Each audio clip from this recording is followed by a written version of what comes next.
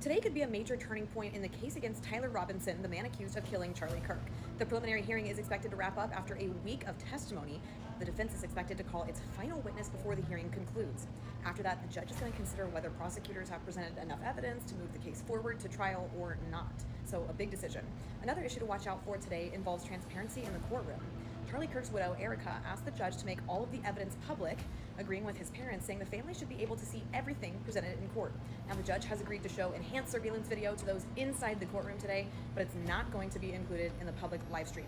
Of course, we will be streaming today's hearing. You can watch that live on our free 12 News app. We'll also Tonight, in the war with Iran, President Trump announced on social media the regime asked to continue talks, writing we agreed to do so, but the U.S. has stated to them in no uncertain terms that the ceasefire is over. It comes amid reports that Israel warned the White House about a new Iranian plot to assassinate the commander-in-chief. I'm #1 on the kill list for Iran. The reported intel would mark an escalation in the ongoing conflict and follows a 2-day retaliatory bombing campaign, with American forces striking roughly 170 Iranian military targets.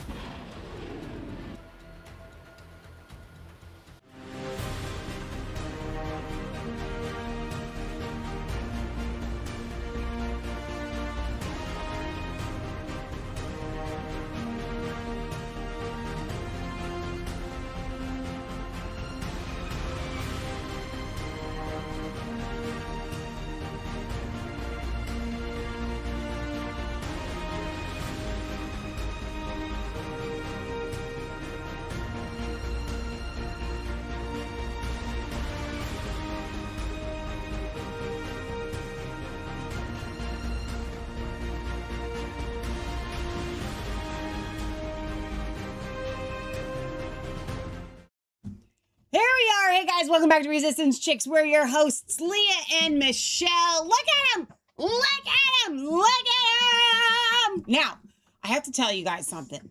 The red in person is not the same red that you're seeing. Now, the blue, I think, is pretty accurate. I don't know why, even on the video that we did earlier, like, picture the color of blood red, like the red in this news right here. Leah, wouldn't you say that it's about that red? No, look at my shirt. Okay. No. Like I'm a weatherman. Yeah, that color is red. It's like, I don't know what it is with this red. The camera doesn't like to pick it up. You can't see me. I can't You know get what up I'm high saying? enough. It's really bold and like really, really legible. I don't know why it's not picking up on the camera. But the shirts are here. The shirts are here. I am so excited. Are you wearing that hat to match me like earlier? I'm trying. Look at that. So nice. All right, so Leah and I could not be more excited. Does one of us need to turn around while the other one talks? Yeah, you got to do it. Oh, here we go. So ready? the back is just as cool as the front. Resist the devil and he shall flee. James 4:7. We've got 1776, 250 right here. Resistance Chicks. And this cross here is super bright and yellow. And so is the red, though. I don't know why the red's not picking up on the camera, but it's super cool and it is way legible in person. Yeah. So you can get these now. Guys, We just sent out a ton. So all your pre-orders are out. we have been doing a podcast for 10 years. We ain't never done t-shirts. That's the first thing people do. You know what I mean? Like people be dreaming that they're going to do a podcast and they're like planning their t-shirts before they even have a microphone. You know what I'm saying? And so, it should go to show you that we're not in this for the money. All right. Brother John Elving in the house. Resistance Chicks, nice to see you. So they did a live stream. He and Everett and Joshua Simone. You know what they called it? Not ceasing, not desisting. Brother John was on it. Brother John Elving did it with Everett and Joshua Simone. If y'all haven't seen it, go and watch it. Those men are on fire over there. All right, so this week, we had the only real show that we did was the one on Craig Hagan's admission. He's pled guilty to the animal, not really cruelty charge, but the misdemeanor of having the animals in his house and he shouldn't have had them. But it was 3-hour daggum show. You got to go watch it. There's a lot going on over there. We're not done. We're going to keep talking about it. We keep getting messages and emails. We do. From Rhema grads, from people that have gone to Rhema. You know, it kind of shakes me when I get these messages from people. They're like, I'm a Rhema grad 1979 or in 81 or whatever. You know what I mean? Like it's like, this has been going on for far too long. Yeah. so long. So go and check out the episodes that we've done, and then of course what Brother John's done. We played a really cool compilation that he put together on our show on Tuesday. So and of course Stronger Every Day, Tracy Chapman is not letting her foot off the gas. She just keeps exposing, and I'm so proud of her. Barry says, Michelle, red and blue are both primary colors, but with majority blue on your shirts, the red will always show as black due to the light. That's really interesting. But like in person, it's a really dark red. I don't know why it's so weird that it's like super bright, like makes me happy to look at it, but it's really muted here. It's not like that, kind of. All right. So anyway, shop.resistancechicks.com. Now, in the middle of today's show, come heck or high water, we are voting on the name of the bug spray. Look at the size of this bottle. Okay. So I want to show you guys the difference of something here. Okay. This is the Hallelujah hand wash. This is a 4-ounce bottle. Okay. We are going to name the bug spray today, but this is an 8-ounce bottle. This would not have been our choice because it's so big, but it's the bottles that Matt got us in an overabundance. So we have so many of them. So Leah, eventually we may offer a 4-ounce bottle, but right now we're doing them in the 8-ounce bottle because it's summer and you're going to need it. So in the middle of today's show, we are going to vote on the name of the bug spray, which I'm super excited about. This is literally a giant bottle. It's bigger than like a bottle of Off. I think a bottle of Off is like 4 ounces, but thin. Maybe 5, like 5.5. This is an 8-ounce bottle. So huge. And it smells amazing. You smell the lemongrass right away. Note to self or yourself, it does have vinegar in it. The vinegar goes away, but the vinegar for your smell, but the vinegar is what we're getting with the ticks. And if you're terrified of ticks, you're going to be happy to smell the vinegar when it comes out this bottle. Yeah, so my know normal what I'm saying? Yeah, my normal recipe I do has alcohol, water, lemongrass, lavender, and citronella. And that is great for mosquitoes. But I am terrified of I'm not ticks. doing the ticks. I ain't doing it. They dropping them in boxes and farms. So fields. we added some rose geranium, which is and cedarwood, which are really good at fending off ticks, and ACV apple cider vinegar, And witch hazel. really good, and witch hazel, yeah, because I didn't want to send alcohol in the mail for you guys, so we're doing witch hazel. And thank you. Ohio Creation says right sleeve U.S. flag. I like it. It says 1776. I added that. See, a lot of them just do the flag, right? I wanted a double 1776. So nice. All right, so you can get these at shop.resistancechicks.com. So tell They are about the available now. layers and how the other people were like, I'm not gonna do it. Well, yeah, I had part of the trouble that I had was because I made this design, which I thought was super awesome. I thought that I was being a minimalist. Yeah, you know what I mean? Apparently not, because 3 colors layered is a big deal. And then I got 3 colors on the back. I got yellow, I got white, and I got red. So this is a big having prints on 3 sides plus having a total of 4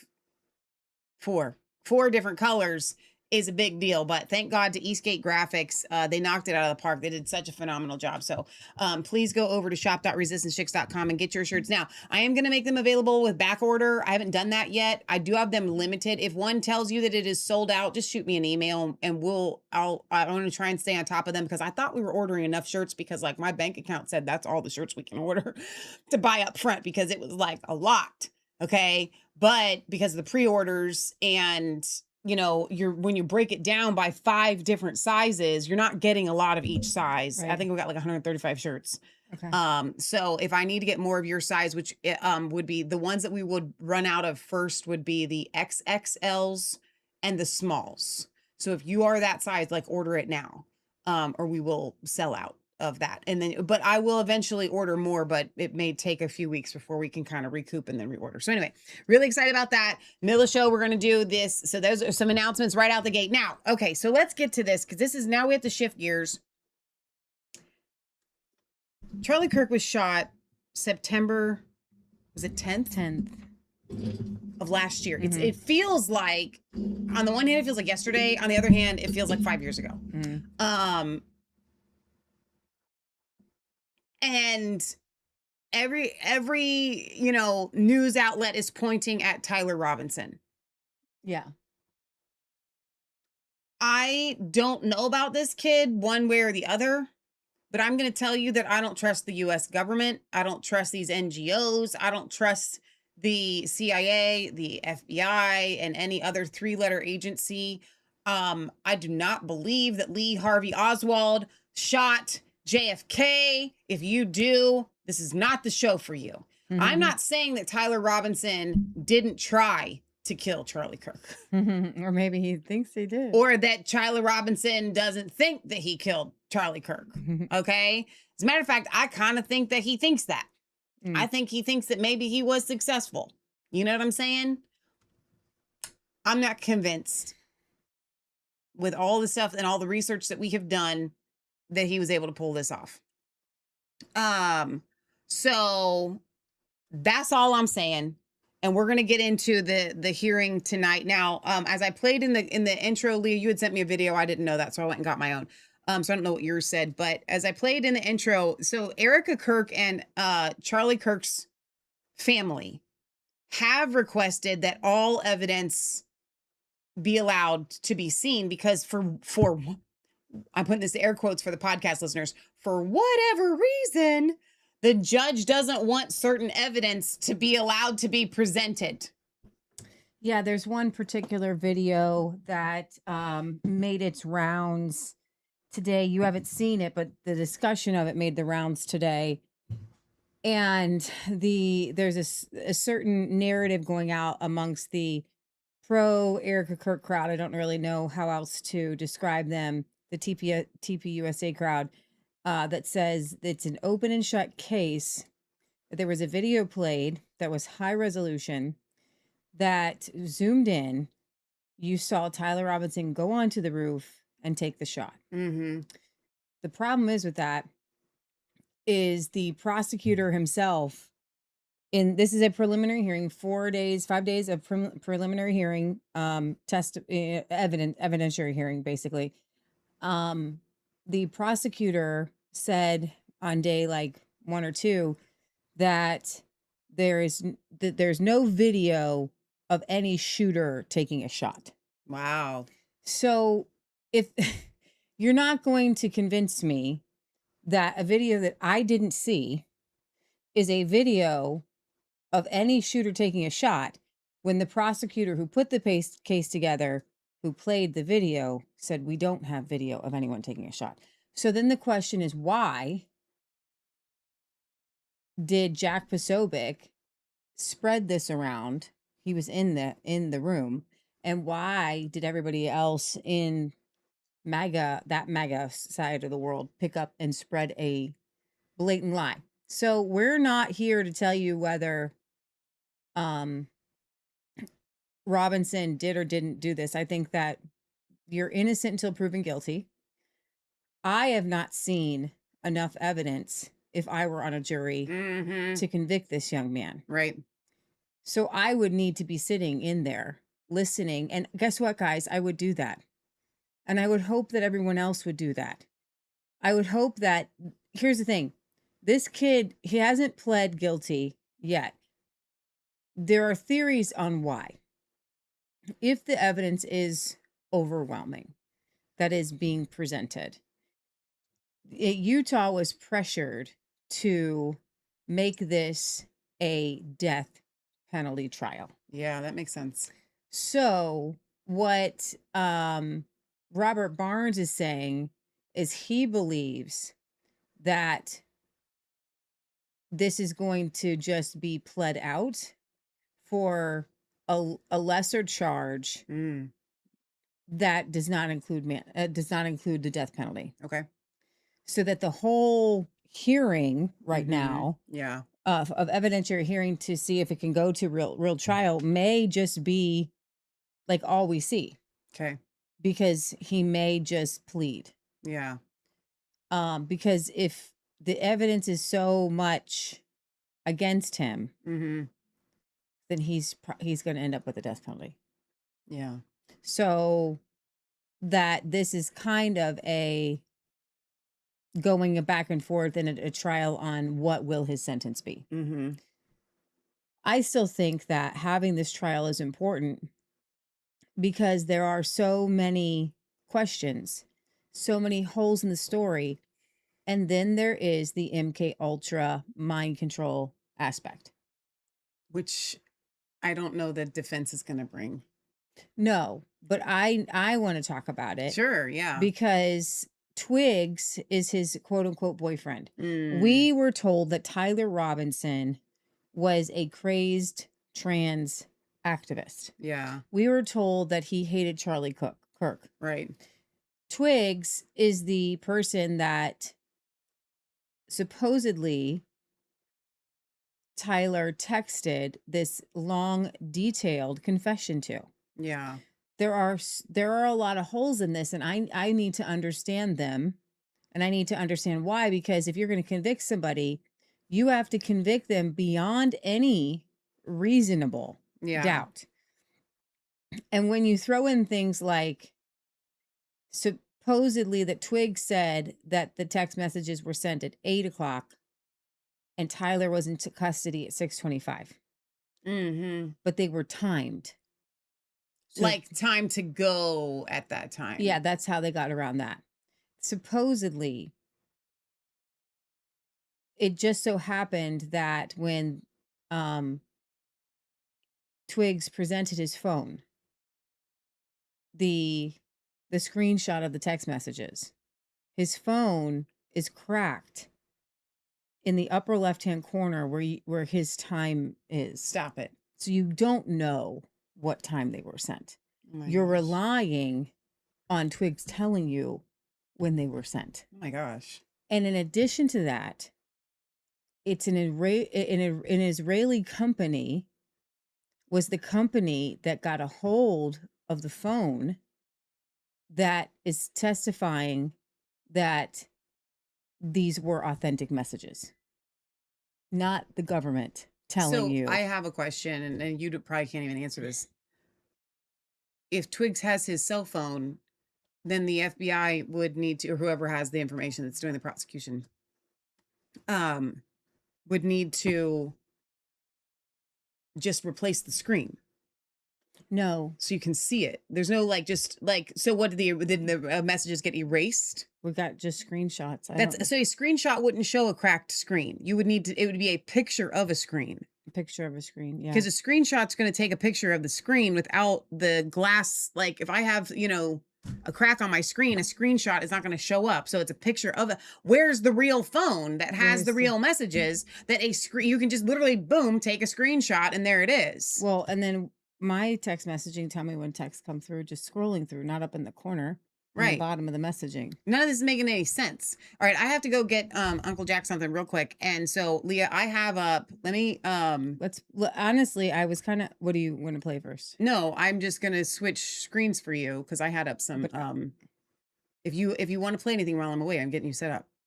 I don't have my here's stuff your up. stuff. Well you better because I don't. I pulled it all up. No, there I it don't is. here's the screen. It's there, dude. Here, hang on. This is Here, just use this. I don't Hang on, have hang my on, stuff up. hang You'll on. have to do it all over again. No, you don't. It's There's right here. so much Leah, here, right here. in No, this do it from world. here. Do it from here. No, I Leah. can't. I'm gonna finish. I have to finish here. It's Okay, like so welcome to the most professional show on the internet. Would you like me to stay here and not get Uncle Jack's food that keeps beeping at me? What do you want me to do right now in this moment of life? I want you to. Sherry says, oh my, I'm late. Early. Oh, you know what I am going to do? I'm going to read this because this is so cool that you did this. 8-Ball gifted 5 subscriptions on Rumble. I don't even know how you can do that. He gave one to Ohio Croatian. He gave one to Britt Baza. And then he himself became a monthly supporter. So I don't even know what that's Aw. all about. But dude, thank you. That is so cool.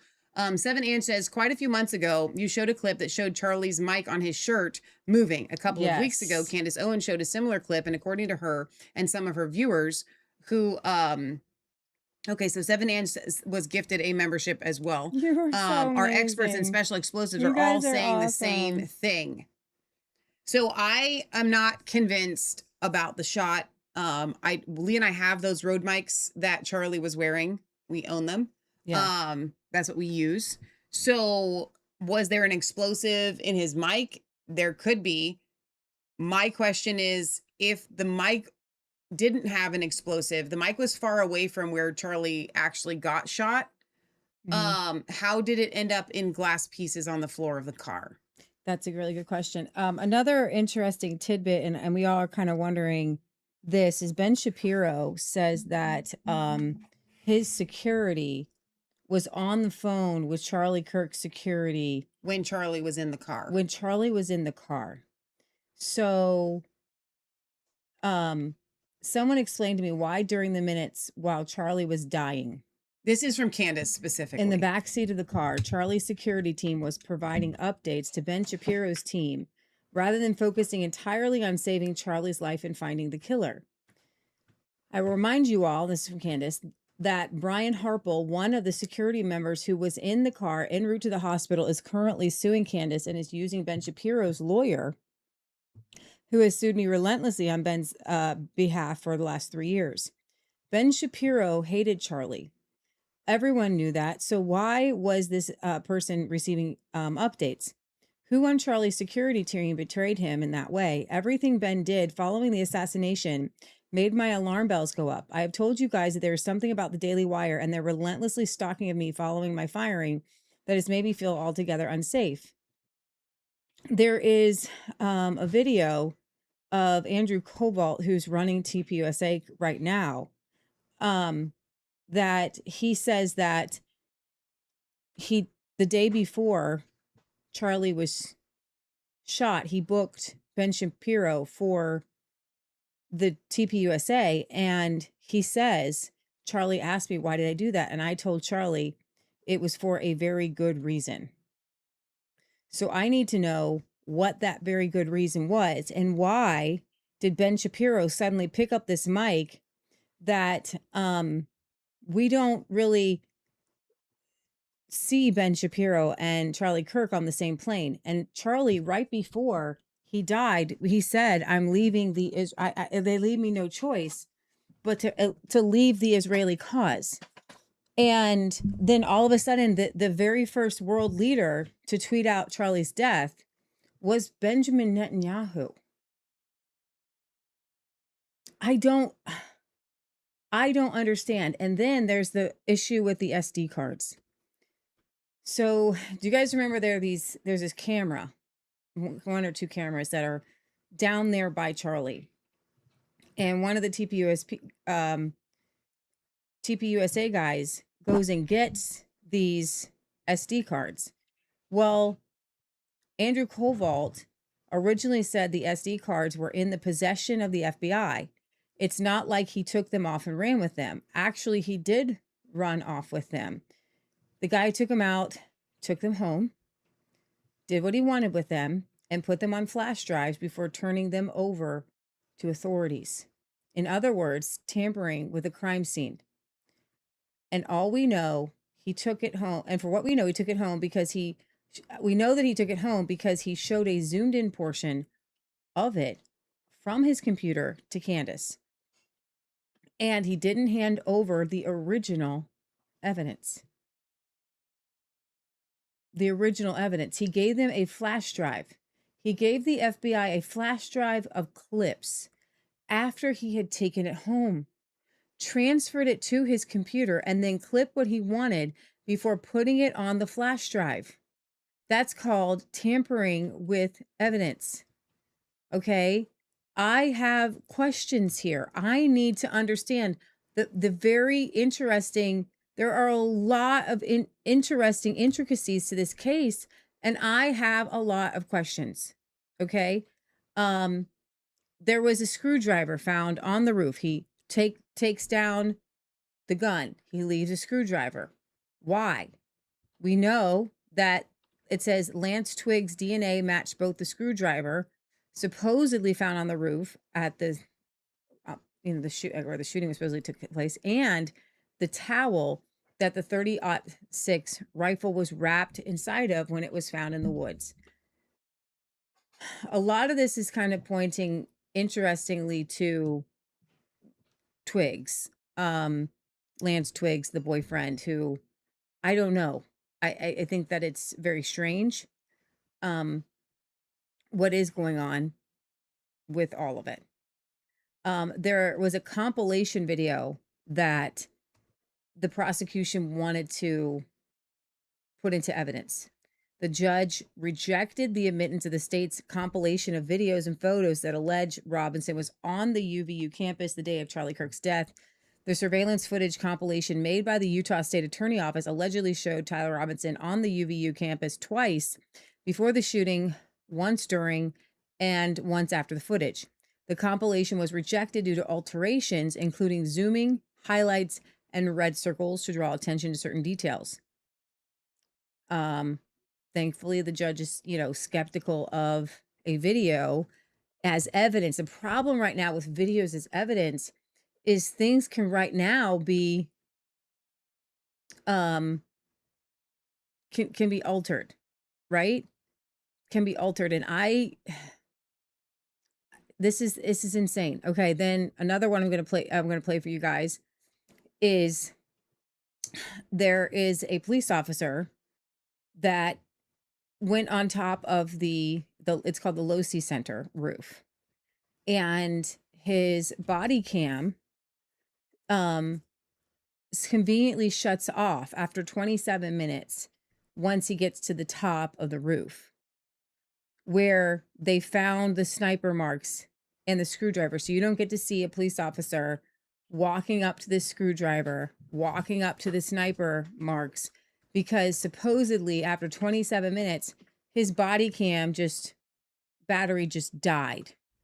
Conveniently just died. Okay. I have a problem with that. I have a big problem with that. Those are several of my big problems. Michelle, let's go ahead, and I think I've got most of them. Can you bring up my tabs? And I'm just going to go over these. I don't know how long the show is going to go because I've got a lot of interesting. To bring up your tabs all over again. Yes, I think that would be a good idea to do. Okay, I'm doing it. Give me 1 second here. Talk amongst yourselves. Talks amongst yourselves. No, don't do that. We're here. We're here for you. We're here for you. We're here for you. I have a lot I want to discuss. And a lot of it's disgusting. See what I did there? That was funny because I'm funny. That's why I get paid the big bucks. Okay, there's our history. Hang on. Boom. Here we are. Here's the cell phone. So this is what doesn't make sense to me. Why is this the only picture that we have? What is that? That's a good question. What is that? What is that? I need to know. This is supposedly. I'm just not buying this. I love you. Mwah, mwah. Absolutely unfortunate that the damage to Lance Twig's phone screen is nearly perfect. Circle exactly on the time display. Yeah, it's weird. So I just the message itself just is I'm not buying it. I don't know. I'm not. Are you guys buying this? Yeah, that's okay. So that's a cell phone. All right, let me read some comments here. And yes, we're going to talk about that on Sunday. Barry, Ann Whitcomb, he said suffered a massive blunt instrument injuries to her head. So Ann Whitcomb, next to Margaret Thatcher, is the most famous female politician in the UK. She was murdered, supposedly, allegedly, reportedly, today. So that will be our top story on Sunday. So you guys can tune in for that. 70 says quite a few months ago. Oh, wait. We read that part already.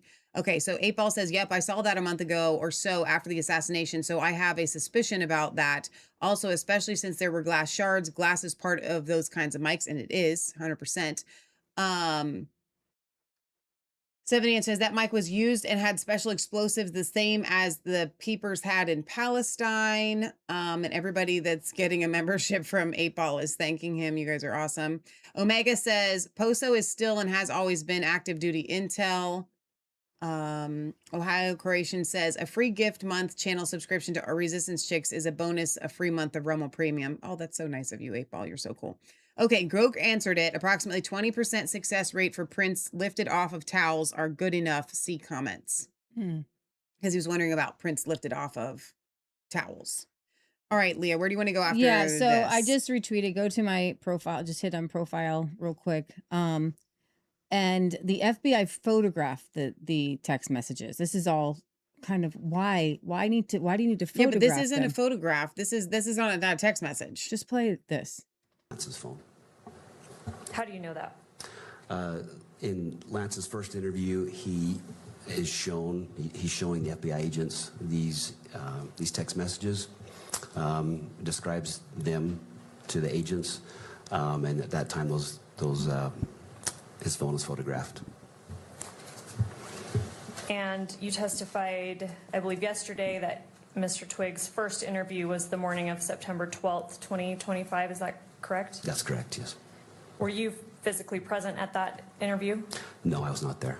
Have you spoken with the officers or agents that were? Yes, I've spoken to one of those agents that was there.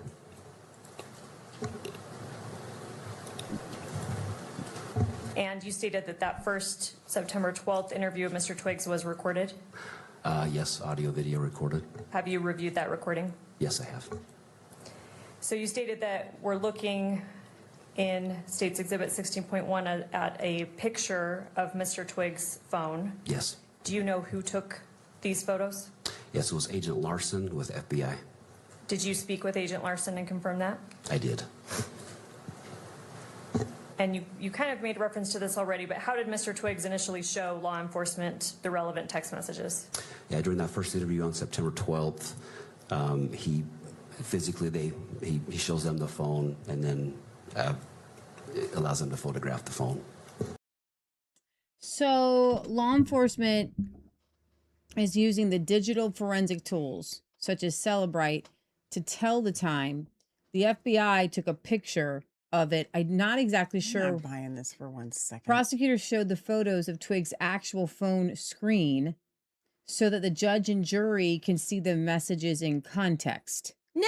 With the distinctive large crack in the upper left corner of the screen. Just give us the screenshots. The photos and screenshots show the thread, which helps prove it's a real conversation, because what you were seeing during that video was the transcribed But text they messages. could take screenshots from the phone. Like, This why isn't not making- put is why anybody not buying put it this? on a why not put a new screen on the phone? Exactly. Oh, because we can't tamper with the evidence. So I'm telling you, this doesn't add up. It does not add up. Barry says, Michelle, text messages can be faked, then put onto the handset with the correct computer software and the phone number of the handset. Tommy Robinson had it done to him in his UK lawfare cases. 8-Ball says, yes, but they know so many people aren't electronic savvy enough to know that, Michelle. They are depending on us gobbling up their garbage lies. Exactly, Dave. So the company Celebrite, Unbelievable. that supposedly got the metadata from the phone, was founded in 1999 in Petah Tikva, Israel. You know what? I think Israel needs to stay out of this case, Mm-hmm. and any Israeli company needs to stay out of this case. Celebrite faces scrutiny, controversies, and some investigations and reports, most are related to how governments misuse its tools.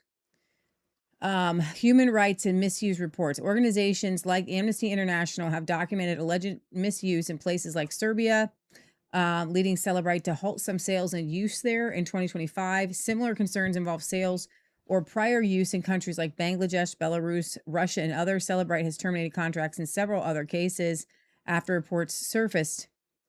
In Belarus and Russia, despite announcing it stopped sales and contracts, reports found tools were still used on activist phones months later.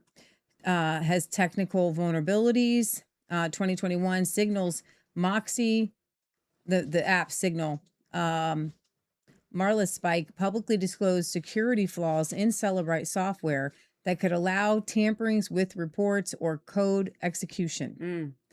Celebrite patched issues and responded that it audits and updates software. Mm-hmm. In short, Celebrite is a major player in lawful digital forensics for police and prosecutors worldwide. But like similar Israeli tech firms, it draws criticism over potential actual misuse by customers. So they have the ability to put metadata into the phone. Come on, and we all know this. I mean, dude, they got deep fakes and AI now that like people can't even tell the difference. Don't like tell me that they can't fake text messages. I'm not convinced that these kinds of things, it's like we've come full circle. You remember when they couldn't, like, they had no way of testing DNA and they had no way of testing fingerprints and all that. I feel like we're swinging in the opposite direction where now this what would be concrete evidence you can't even use anymore. Okay, so I'm going to go over these just one by one. So let's show. I want to show you this. So this is the kind of MAGA core groups. Gunther Eagleman, notice who that is. Graham Allen, Andrew Koval, Jack Posobiec. Breaking. High quality surveillance video has just been shown in the court showing Tyler Robinson taking the shot at Charlie Kirk. That is not true. That is 100% not true. It's a fact. All over Fox News, CNN, and CBS are all reporting that they have Tyler Robinson on film taking the fatal shot that killed Charlie Kirk. It's over. He is 100% guilty. Spreading any nonsense now and you're just a weirdo. The zoomed in video shows him taking the shot. The judge must consider his ruling and give the Kirk family a speedy trial they deserve. Guys, this is not true. There is no surveillance video that shows a shot being taken. There isn't one. And when I get to the video, because I got so many up here, I will show you where the prosecutor is asked, do you have video of anybody taking a shot? And they say no. Okay. So I'm going to go through these as I've got them up. All right. This is Tyler Robinson is supposed is 5'10". They say he's 5'10". If there is no way that guy on the right no, that's not him. That's just to show you where the line is at. Oh, okay. So this guy is this guy would be 5'10". Okay. They're saying they're saying that the guy right here to the left is Tyler Robinson. Okay. But he's way taller than 6 foot. And the UVU sheriff's office is saying that Tyler is 5'10". So if you go scroll down. Oh, he's 5'11". Scroll down. This is somebody. People are. Scroll up. What? I'm having you play this video. We just played it. Oh, okay. Go down. Then there was another video. Then that was proof of work. Okay, there was somebody else. Mine has something different than yours. Oh no, it is the same one. Go ahead and just play the whole thing. Scroll up. Put that down. The little girl. Yeah. Yep, I got it. Okay, and we're gonna do the camera right in front of where that camera is so we can get exactly where Tyler Robinson was. All right, there you go. They'll be really happy about that. Sorry, you. Put the cameras Light it up with the lens. That's perfect. Right That's there. perfect. Yep. Okay, let me get the glasses.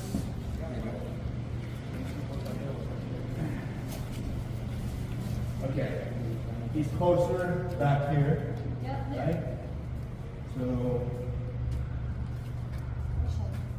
right there? I say back a little more. There. Will you hold that for her so she can get her phone out? Will you get the screenshot out? Okay. Do you want to look at it? No, you look at it. Okay. Come back here and look at it from this angle too. I think that looks pretty Like close. right behind me. I think you need to be a little bit more forward because of the backpack, okay, like right there. No, put your foot back again. Because this foot needs to be like this. Maybe like that. It's hard to tell when you're on it. So get right behind me because that's where I have the lens. I think the feet are a little bit closer. Yeah, hold it. So His back to back, I still don't. this is their screenshot, Okay. and this guy is underneath of this, and this is the tape that would be like right here. Okay. So they have him at 5'10". So he's shorter than that guy. He's shorter than this guy Yeah, that guy looks really tall. and thin and lanky. He's certainly not 5'10". If they are saying that that is Tyler Robinson, that's not Tyler Robinson. Whoever this is not Tyler Robinson. Yeah. That's all. That's what I'm saying. Whoever that person is not Tyler Robinson. Okay. All right. So next, Allie Beth Stuckey had said, it's over. Evidence is all in. This person says, what evidence, Allie?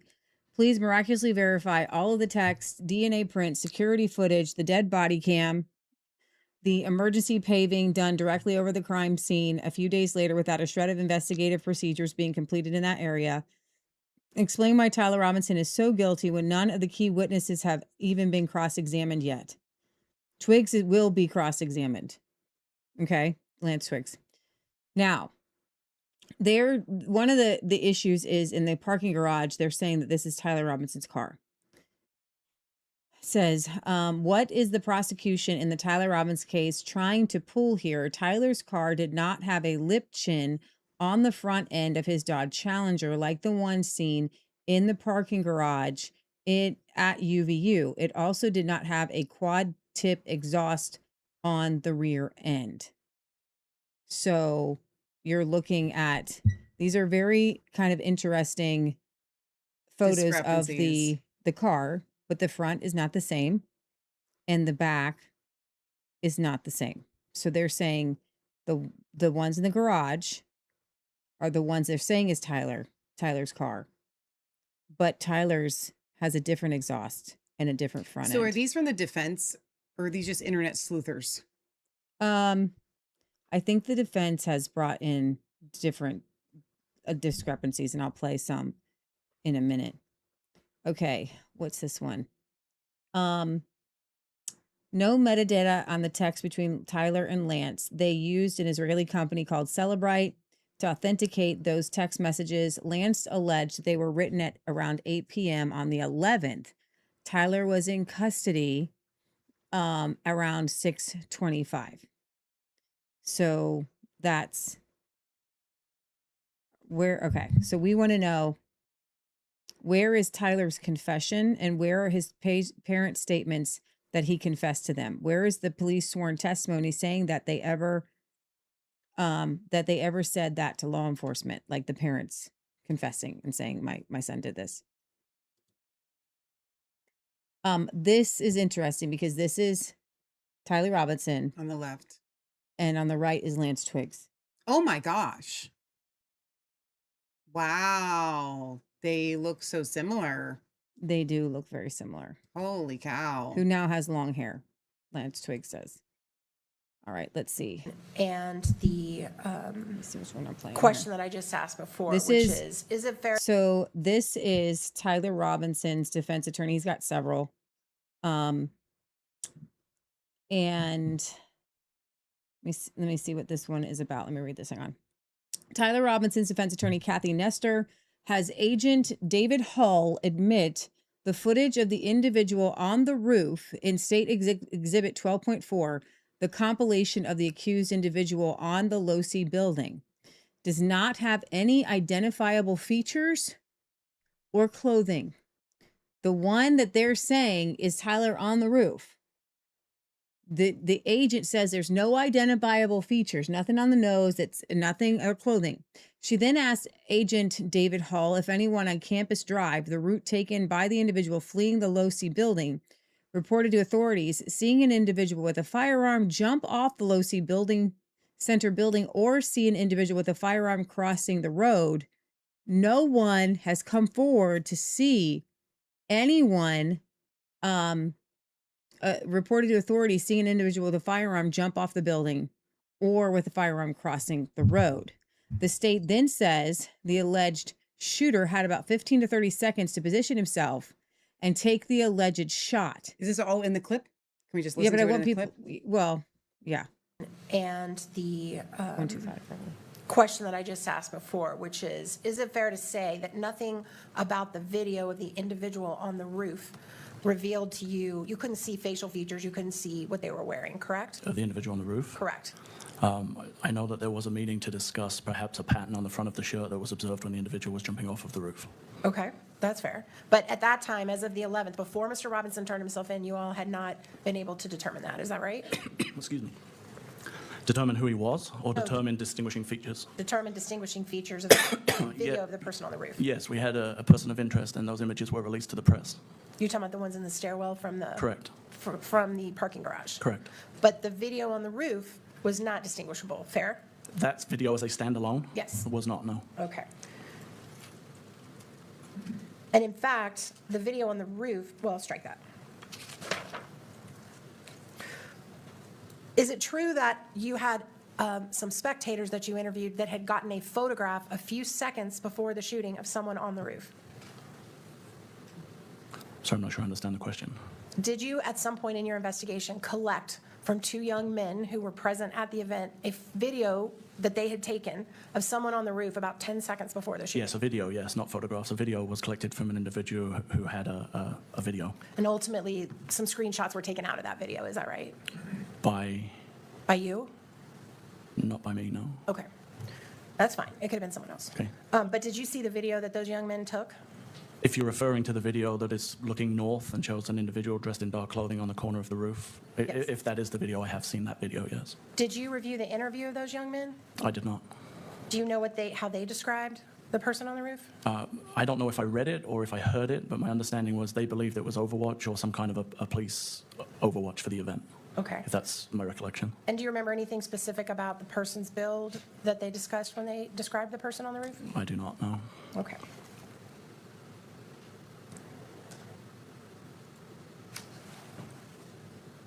There is a portion of the video after the individual jumped off the roof, which we all saw here, where the individual crosses, I believe it's Campus Drive. Is that right? Correct.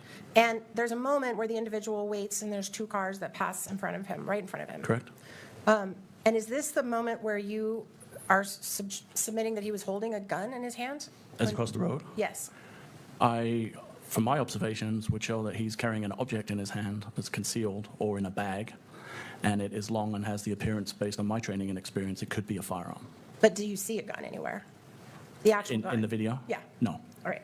And did anybody that was driving by on Campus Drive that day report to you or any other investigative entity, hey, we just drove by a guy with a gun who was leaving campus and he was standing right by my car?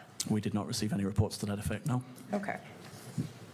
Also, when you were revealing the timeline, exactly how long was there between when the person was prone on the roof and when the shot was taken? Do you recall? If you would like to replay the video, I can time it for you, but I don't recall. It was my guess, I would estimate between 15 and 30 seconds. So between 15 and 30 seconds to lay flat, take a shot, and get up and run off, right? I think you asked how long he was prone. I Right. think it took longer for him to crawl into position. Okay. And then establish a position, Oh. and then take the shot. He appeared to be in prone for approximately 15 to 30 seconds, but the video would verify that. Okay, thank you.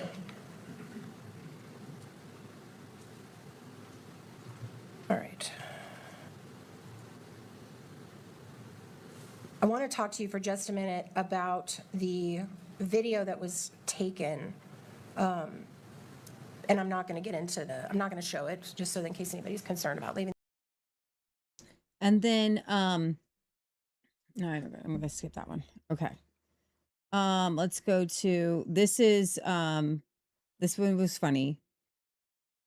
This one is While exactly conspiracy what happened to, this is exactly what happened to Charlie Kirk when he was shot.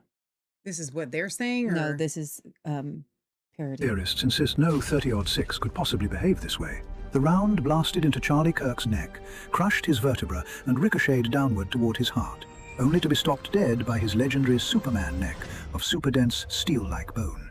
It created no exit wound and lodged harmlessly just beneath the skin, which experts hailed as a miracle that saved the bystanders standing behind him. Up on the rooftop, Tyler Robinson didn't just break down his rifle. He shredded it apart in a ridiculous hyperspeed blur using nothing but his bare hands. Then he sprinted across the roof and launched himself off the edge with expert parkour precision. Tyler made the conscious expert decision to reassemble his rifle one last time and place it under a tree in a bush. He then changed back into his blue jeans and maroon t-shirt in hyperspeed. Time for ice cream. While conspiracy theorists insist no... See, it doesn't add up to me, but, you know, that's what they're telling you happened. All right. Andrew Koval and TPUSA caught in more lies. He originally said that the SD cards were in the possession of the FBI, so go ahead and play that. Snuff out here. one of our dear friends that literally from the very beginning started with us and loved Charlie like a brother. He grabbed the SD cards out of the camera afterwards. And there's all these conspiracy videos about, like, why did he grab the SD cards? Well, first of all, they're in the possession of the FBI. Okay. It's not like he took them and like ran off with them. Second of all, I asked him personally, I said, why did you do that? And he looked at me and this was his answer. He said, because I know people can be evil. And he did not want that footage being grabbed by somebody. There was videos of people after the incident going and stealing hats off the table. I mean, so I'm so grateful he did that. And that was his instinct. He's like, I'm depressed to know that was why I did that. But I knew that I had to protect that footage because I wanted, I mean, you know, you're recording in like 4K, you know? And so I'm so glad he did that. What does 4K have to do with anything? Impulse, who was taking coverage of the event, and they provided Carol video Farnsworth to us that they had captured on September 10th of 2025. And do you know who or how that video was collected from Visual Impulse? Yeah, Mr. Farnsworth originally provided, I believe, a flash drive to Lieutenant O'Brien with one of the local agencies. And a short time after that, on September 10th, he provided downloadable versions, electronic versions to Agent Mortensen. And an 1102 was collected from him on May 6th of 2026. So an 1102 was prepared by someone. That means he transferred it. Yes, Terrell Farnsworth was the individual that prepared it, and in preparation for this, I spoke to him personally regarding that statement. And do you know what his association is with Visual Impulse? I believe he's the owner-operator or the director of the company. And then who collected that 1102 statement from Mr. Farnsworth? It was Agent Mortensen who collected it. Okay, and you know that because Agent Mortensen told you, or he provided it to me, and then, as I mentioned, I subsequently spoke to Terrell Farnsworth personally regarding his statement. So wait. For those of you that missed this, okay, because we work digitally and I work digitally with a lot of stuff here. Let me explain to you what they just said. First of all, Andrew Kovac just said that the actual SD cards were in the possession of the FBI. Then this person is testifying that a flash drive, for those of you that don't know, SD cards and a flash drive are two different things, okay? SD cards are what's, you know, in your cell phone. It's what we used to use in cameras, which people still do. It's a tiny, tiny, tiny little floppy disk for those of you that are from the 80s and 90s, all right? A flash drive has a USB on it that has a chip in it that will hold information as well, but it has a USB on it. The USB gets plugged into a device or your computer, and then he says that digital copies were sent. Wait.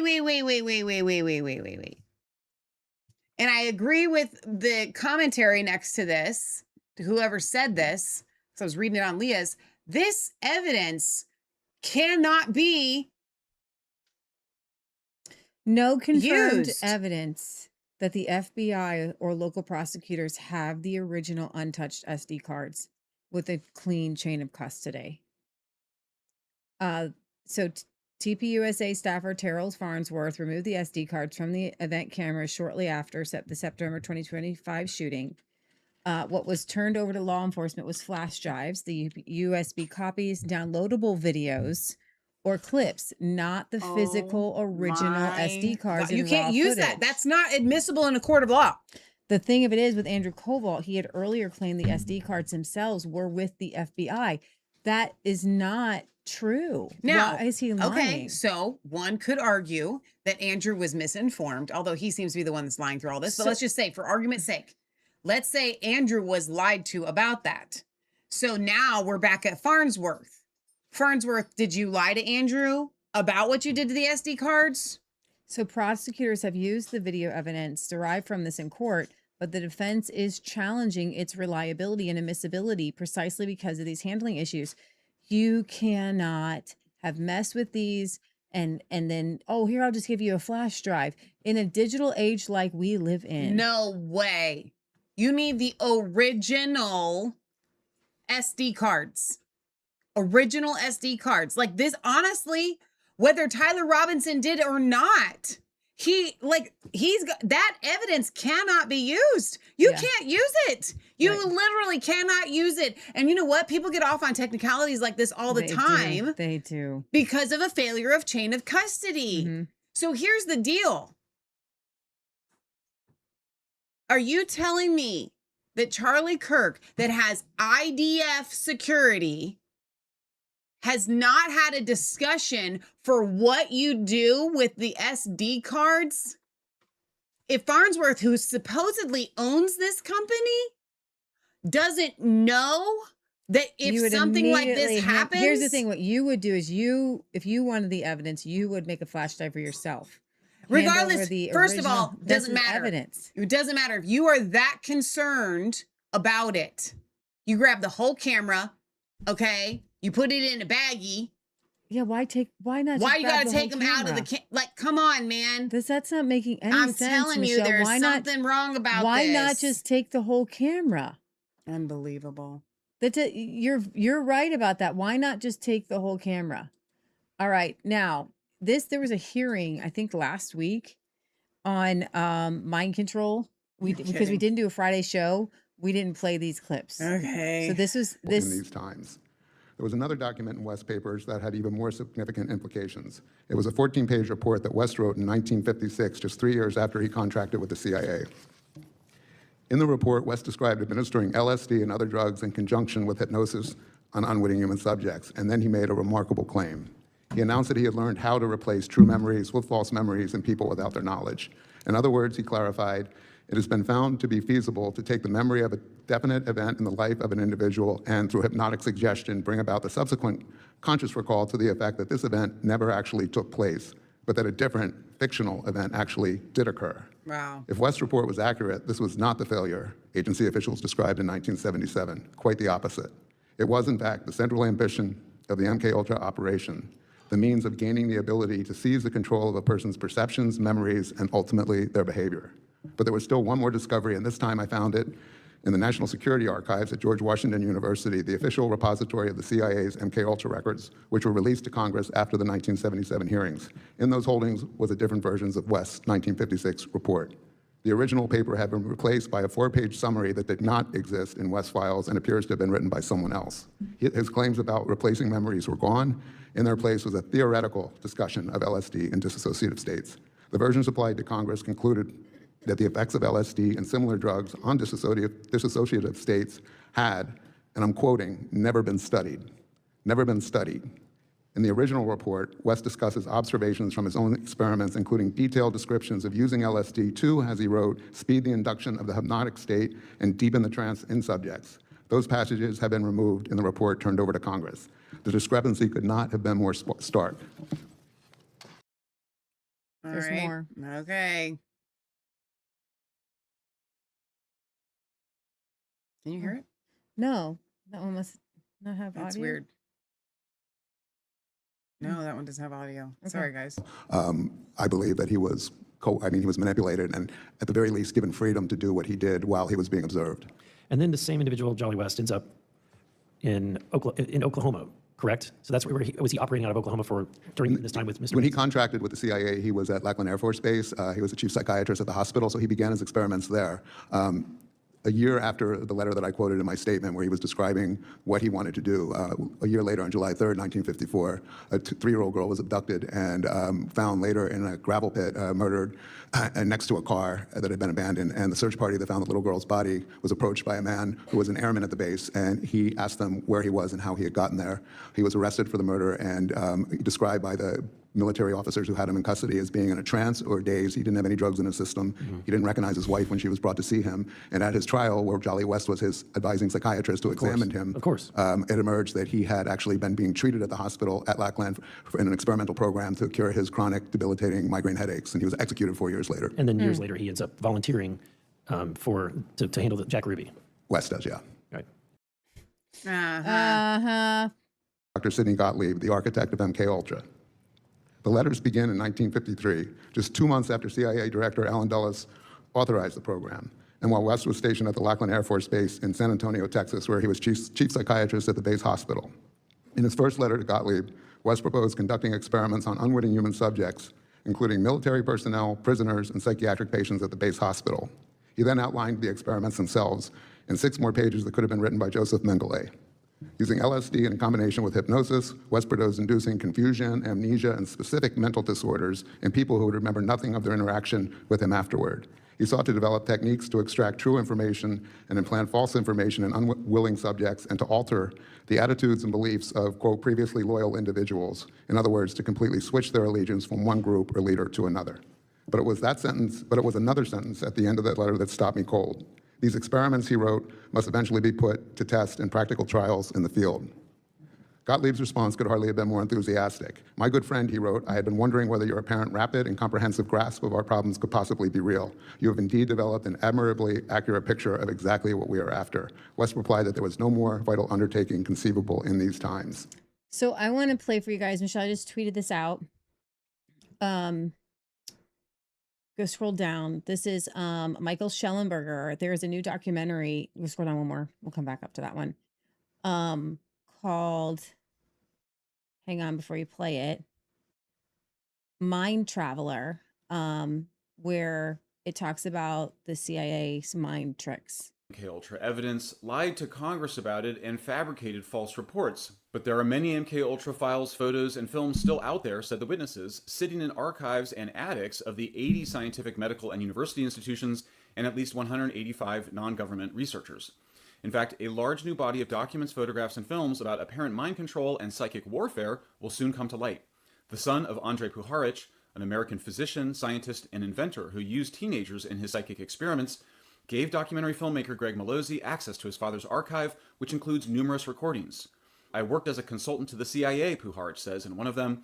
My boss was the chief medical director who's in charge of all the dirty trick stuff when it came to drugs and hypnosis and all the mind manipulation stuff. The new documentary is called Mind Traveler and will be released this fall. I was so impressed by Malozzi's research, I made a modest investment in the film's production. The film includes interviews with 4 of the former space kids who engaged in allegedly psychic experiments and warfare. Puharich's scientific respectability in the late 1950s and early 60s was mainstream enough that he appeared as himself in a 1961 episode of the television show Perry Mason. But Puharich's experiments were illegal because no independent committee, known as an Institutional Review Board, or IRB, which is required by law for all research involving human subjects, ever approved them. We were able to produce altered states, said Puharich's colleague in the film, and our little family group that was experimenting with it and doing it, unfortunately, illegally with human subjects. Toward the end of his life, Puharich became a whistleblower and publicly lectured about the dangers of the experiments and the U.S. government's role. Annie Jacobson, author of Phenomenon, confirmed that Puharich, quote, was there in the very first moments when this all took off in the late 1940s and early 50s, unquote. A 1957 FBI memo reported that Puharich uses various electronic equipment and drugs in his experiments and appears to be dedicated to the study of the science of transmitting messages from one person to another through mental telepathy. The Air Force, the FBI noted, believed Puharich's work is worthwhile and that he could do some good in this field. The memo notes that Puharich served in the Army Medical Corps at the Army Chemical Center at Edgewood, Maryland, the installation at the center of the military's early LSD work. Puharich's work, which covered both drugs and psychic phenomena, may have bridged 2 separate government programs, MKUltra and the Stargate Project, which investigated the use of extrasensory perception and psychokinesis from 1972 to 1995. As with MKUltra, the U.S. government claimed Stargate experiments did not work and had shut them down. An article in Skeptical Inquirer in 1982 concluded that the field of remote viewing, or psychic seeing at a distance, was marred by data suppression, sensory cues, and a failure to replicate.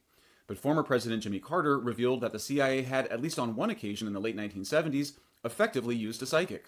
Quote, we had a plane go down in the Central African Republic, a twin-engine plane, a small plane, and we couldn't find it, said Carter to GQ in 2005. The director of the CIA came and told me that he had contacted a woman in California who claimed to have supernatural capabilities. She went into a trance, she wrote down latitudes and longitudes, and we sent a satellite over that latitude and longitude, and there was the plane. So what exactly do we know about what the CIA and the U.S. government research into both mind control and psychic phenomena? What remains uncertain? And what needs to happen to get to the bottom of this conspiracy? If you're not already a subscriber, please. So I do believe in I do believe that they use mind control, and I want to play for you the trailer that they're talking about here. This mind control trailer. Mind Traveler. Mind Traveler. You've probably seen it on TV or in the movies. the scientist obsessed with proving the impossible, exploring the farthest reaches of human potential, an investigator hired by the government to research the paranormal, an explorer traveling the globe in search of ancient wisdom. Well, what if I told you there really was someone who lived all these lives? I'm Andrea Puharich. I'm a physician by training, research scientist by choice, and I've spent the last 25 years investigating people with unusual powers. Puharich was a pioneer. He was interested in understanding the nature of man's consciousness. Any normal scientist would say, this is unbelievable stuff. I had no reason to accept any of it's true. The Kremlin was also experimenting with ways to weaponize people with ESP.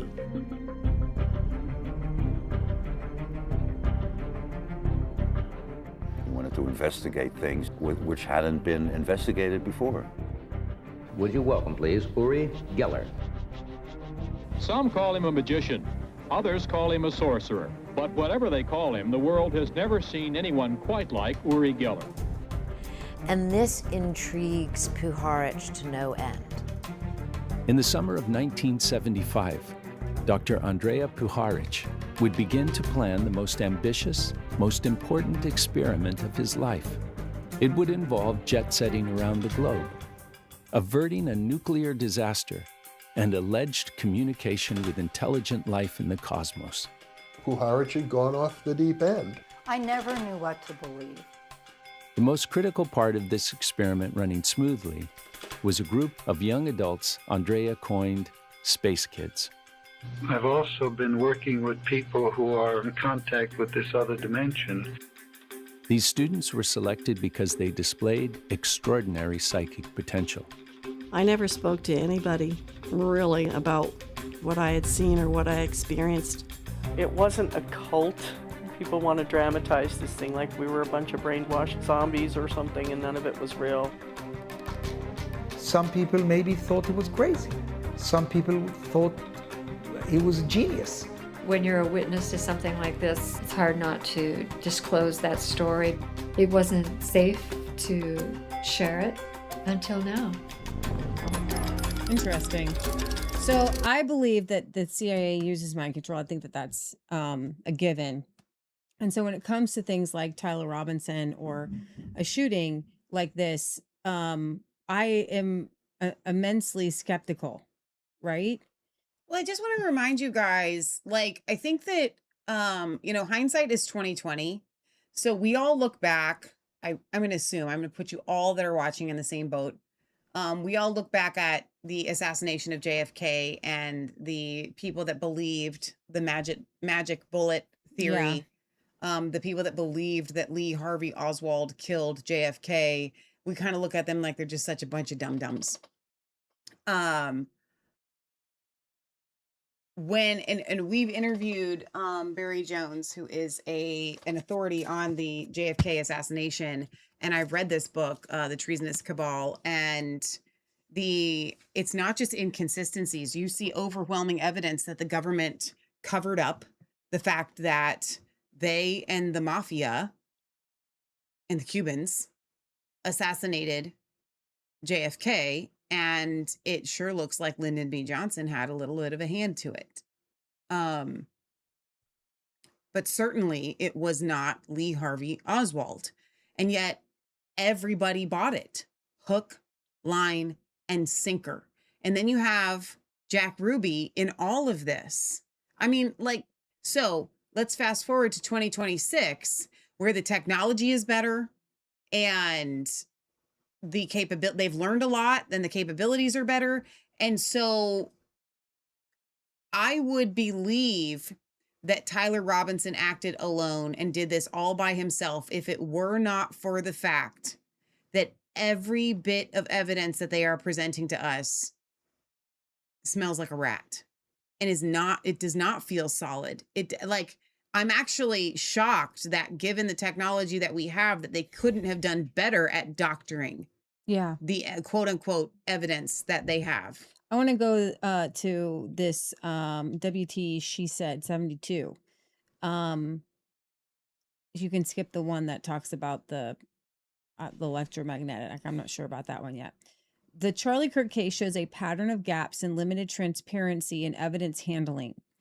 Prosecutors relied on phone screenshots of text instead of the full carrier tower metadata.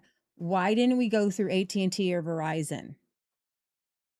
Timestamps and location pings. If Tyler was carrying around his phone, why didn't we locate him on these? Why didn't we ping him?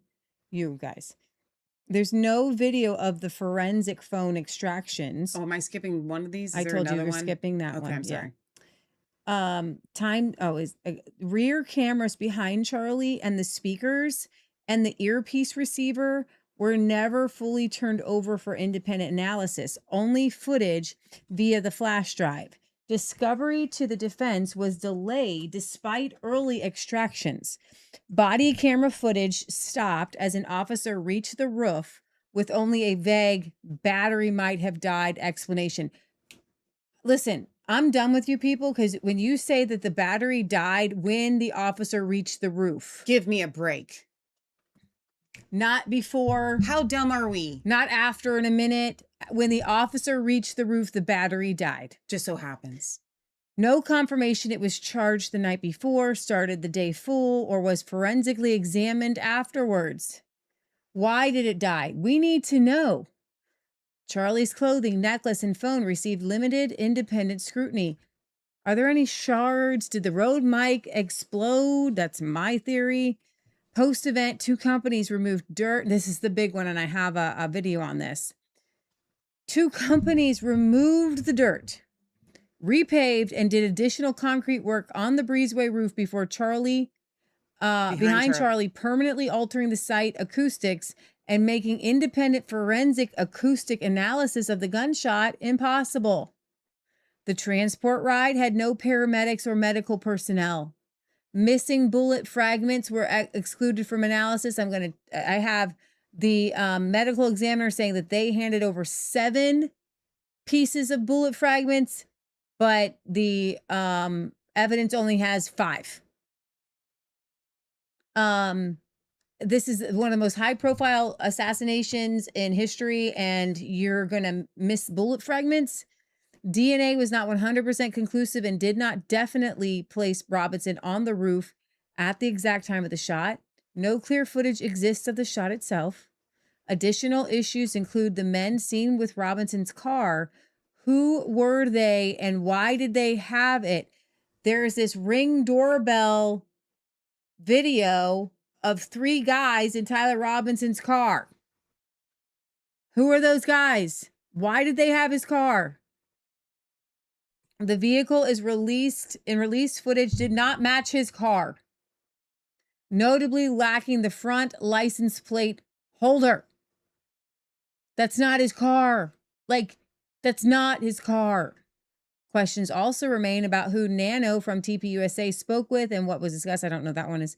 No official forensic acoustic analysis of the videos appears to have been conducted or presented by the prosecutors or defense. All public acoustic work has come from independent researchers, some supporting the official narrative and others raising questions. When physical site changes, equipment failures, and incomplete forensic, vehicle discrepancies, and unexamined items stack up this way, public skepticism is rational. All right, we're going to skip that one. Skip that one. Come back to that one. Okay, here we have. There is no footage of the shot. No footage of the shot. But we heard all day today there's footage Is there of the any shot. footage of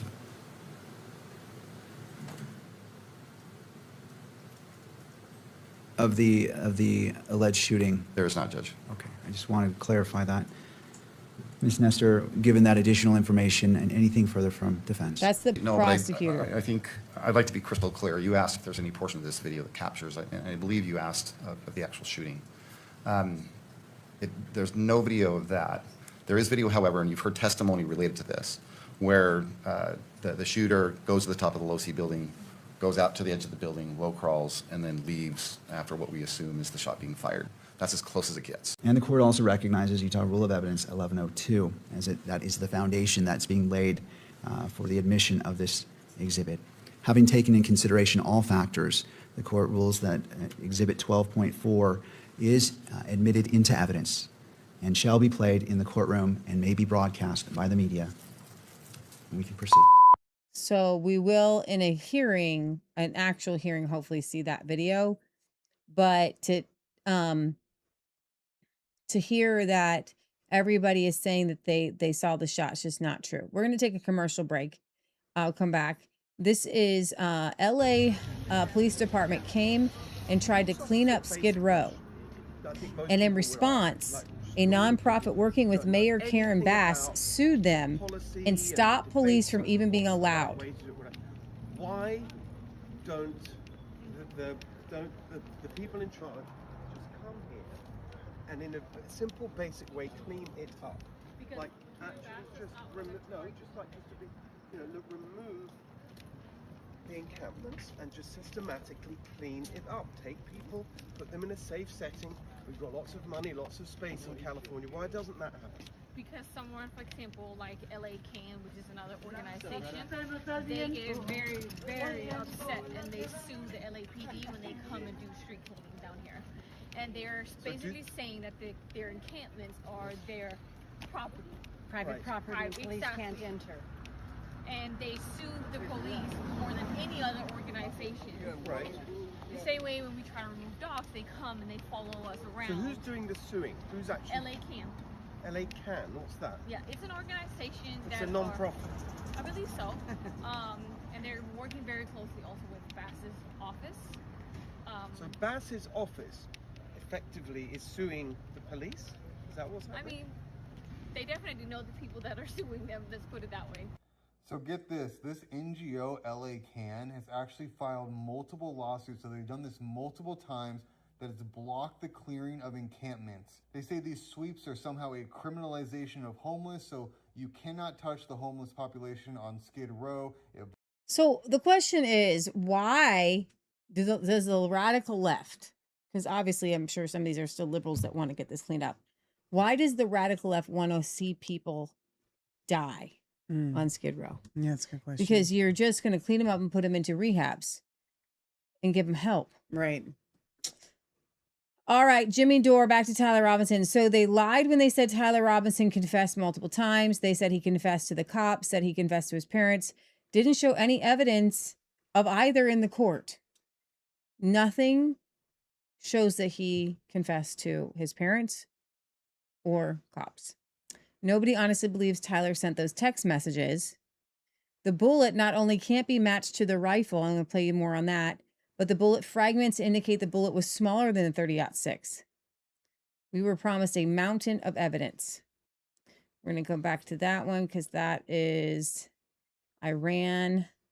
Let's go over here. Candace Owens. Lance Twiggs wants us to believe that the biggest assassination since JFK happened in his backyard. He received a mysterious note under his keyboard, plus a stunning, full-fledged confession. But he chose not to follow the case much and didn't see the released FBI images until later. He was also shown the staircase images and says it looks like Tyler Robinson in terms of his shoes and jeans and stuff he would wear. Wow, what an amazing solid means of identification. Definitely his shoes, and he liked wearing jeans. Mm-hmm. Do you think that's Tyler? Could be. All right, commercial break. Nick Shirley, another fraud bombshell. He showed up in New York to press daycares and found luxury cars. An annual checkup. The odds of that happening are very, very slim.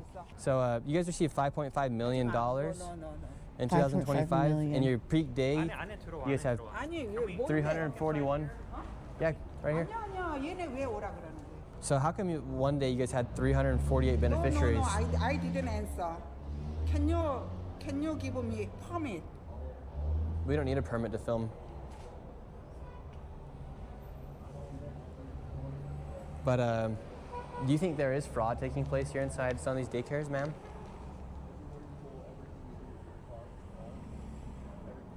Can you give me your ID? Everybody, Can you give me your ID? Yes, sir. Give me your ID. Yeah. Okay. So give each other your IDs then. Give her your ID as well. Give me your ID first. No. So I'm not gonna give you my ID. My name's Nick Shirley. I have nothing to hide. For you guys' benefit, it would help if you guys could just answer. I don't want to benefit. I don't What's think an you understand what I just said. What's $5.5 million? Have a good day. Yeah. Have a good day.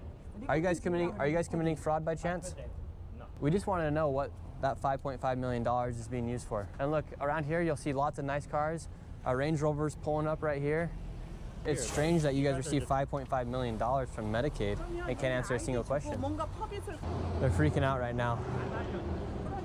When you're done, decide right now. What do you want to do? You speak English, sir? And nobody speaks English here.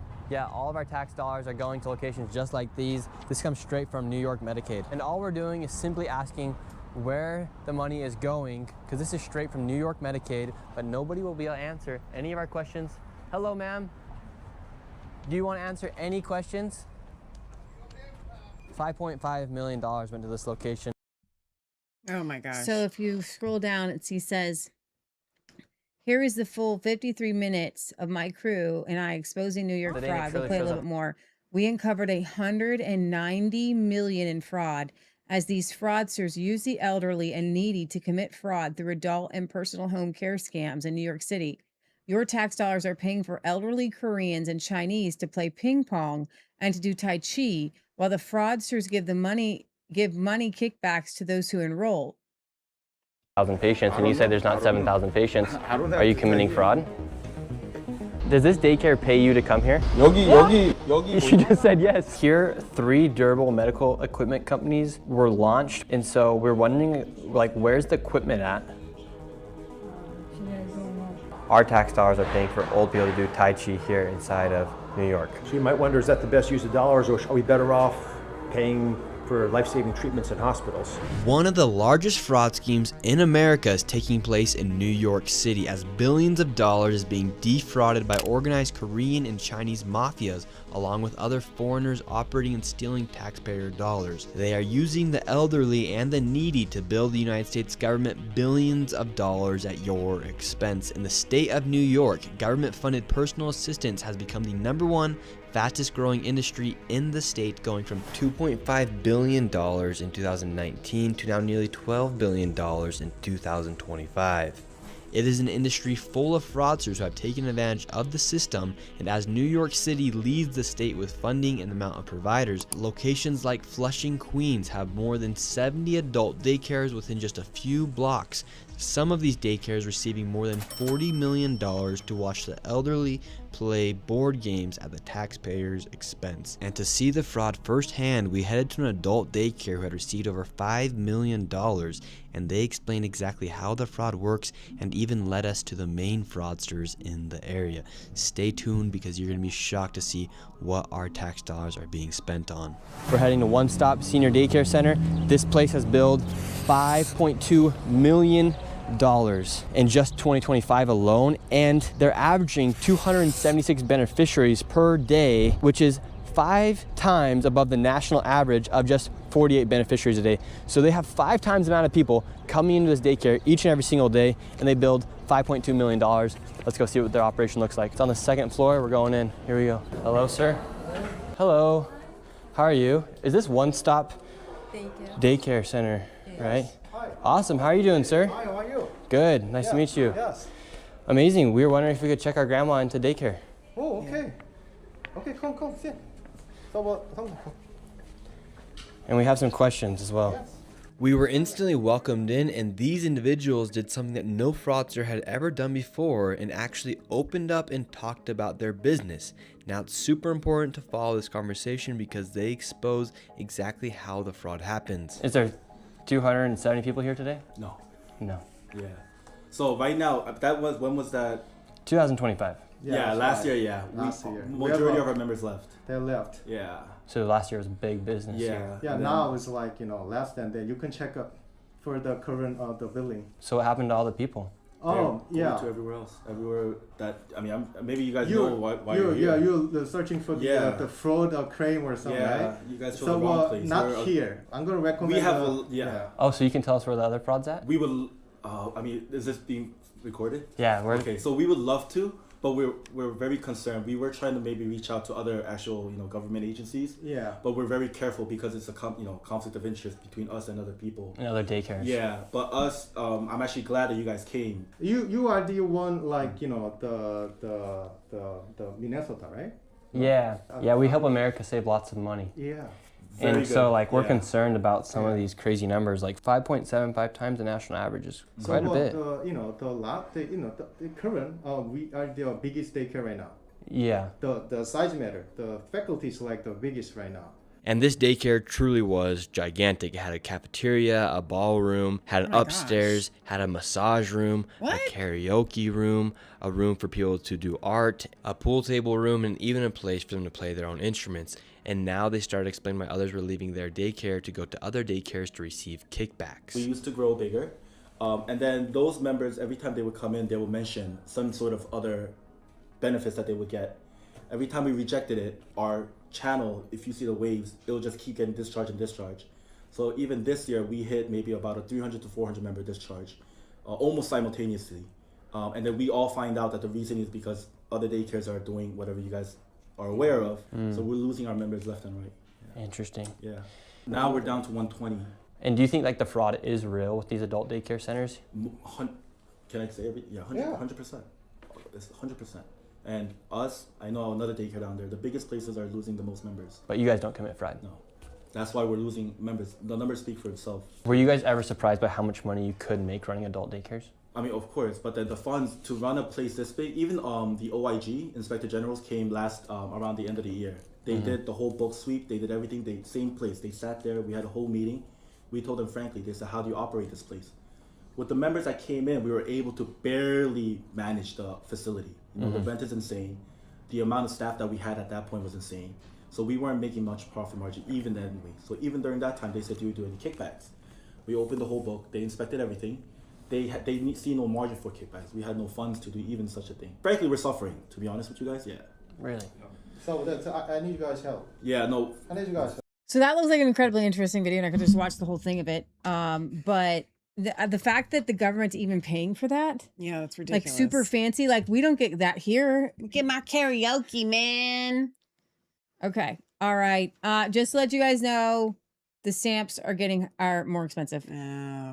Went up to 82 cents. Oh my gosh. I know, the U.S. Postal Service says it is in the midst of a, quote, severe financial crisis, so it's raising prices beginning next week. That includes the price of the Forever stamp, which is going up 4 cents from 78 to 82 cents. That's double the price when Forever stamps were first introduced back in 2007. A government report says the Postal Service lost $2.7 billion in its last fiscal year. So they said that the USPS lost $2.7 billion in the last year, but keep in mind, that's just part of a bigger trend. They actually lost $9.5 billion in 2024, and they lost $6.5 billion in 2023. And they did this with an 80% decrease in mail volume, but they also added 190,000 employees. So they're seeing an 80% decrease in mail, they're adding record jobs, and they're losing record amounts of billions of dollars. And it doesn't stop there. Look at these salaries. I made this post here. These are people that are making over $300,000 a year working for the post office. Just look at these salaries. You couldn't even dream to make something like this at your job, but you're paying for them too. You know, I think I see where you could save some money. We do know that the post office is the most cushy place to work. By the way, everybody wants a post office job. All right, another tiny little commercial break. Michelle, I think you'll appreciate this. How to read, you got to read a tape measure in under a minute. All of my high school welding seniors have graduated. They all know how to read a tape measure. If you don't, stick around and find out. This is the easiest way to read a tape. I promise you that. First thing. Oh, wait, hang on. We're going to give you Michelle's prediction for how this is going to go. This is the way Michelle reads tape measure. Okay. So instead of doing your centimeters, you're going to use these phrases: +1, +2, -1, -2. I'm going to see if that's how he does it. That's how I do it. That's how I was taught. Show you how to read a tape measure in under a minute. All of my high school welding seniors have graduated. They all know how to read a tape measure. If you don't, stick around and find out. This is the easiest way to read a tape. I promise you that. First thing we have to do is identify the scale. If we look at this, there are 16 spaces and 15 lines. That means it's a 16th scale. So the smallest increment, or the smallest line, is going to be 1/16 of an inch. And every line that height thereafter is a 16th. So all we have to do to find out what this 16th is add 2 to the first 16th. So once we've located 1/16, every line after that, the same height, is a 16th. All we have to do is add 2. 1/16, 3/16, 5/16, 7/16, 9/16, 11/16, 13/16, and 15/16. Same thing with the eighths, guys. The next biggest line is 1/8 of an inch. Every eighth thereafter, or every line the same height, is an eighth as well. To figure those out, all we do is add 2. 1/8 plus 2, 3/8, it's the same height. Plus 2 to the same height, 5/8, plus 2, 7/8. Same thing with 1/4 inch. There's only 2 of those, but the same rule applies. 1/4 plus 2, 3/4. And of course, here's 1/2 inch in the middle. This is really that easy. So if you get stuck anywhere on this, you can always figure out what that line represents. So if I'm down here and I can't figure out what that line is, I know that's the smallest line on the scale. That's got to be a 16th. I've located the first one, that's 1/16. 3, 5, 7, 9, 11, 13/16. Really easy to figure it out after that. Same thing with eighths. If I don't know what this eighth is, I know that this is the first one. So all I have to do is add 2 to every line the same height until I get to this one. 1/8, 3/8, 5/8. It's really that simple, guys. Quit being afraid of the tape measure and just learn how to read it. I didn't think he was going to make it that simple, because that's exactly how I do it.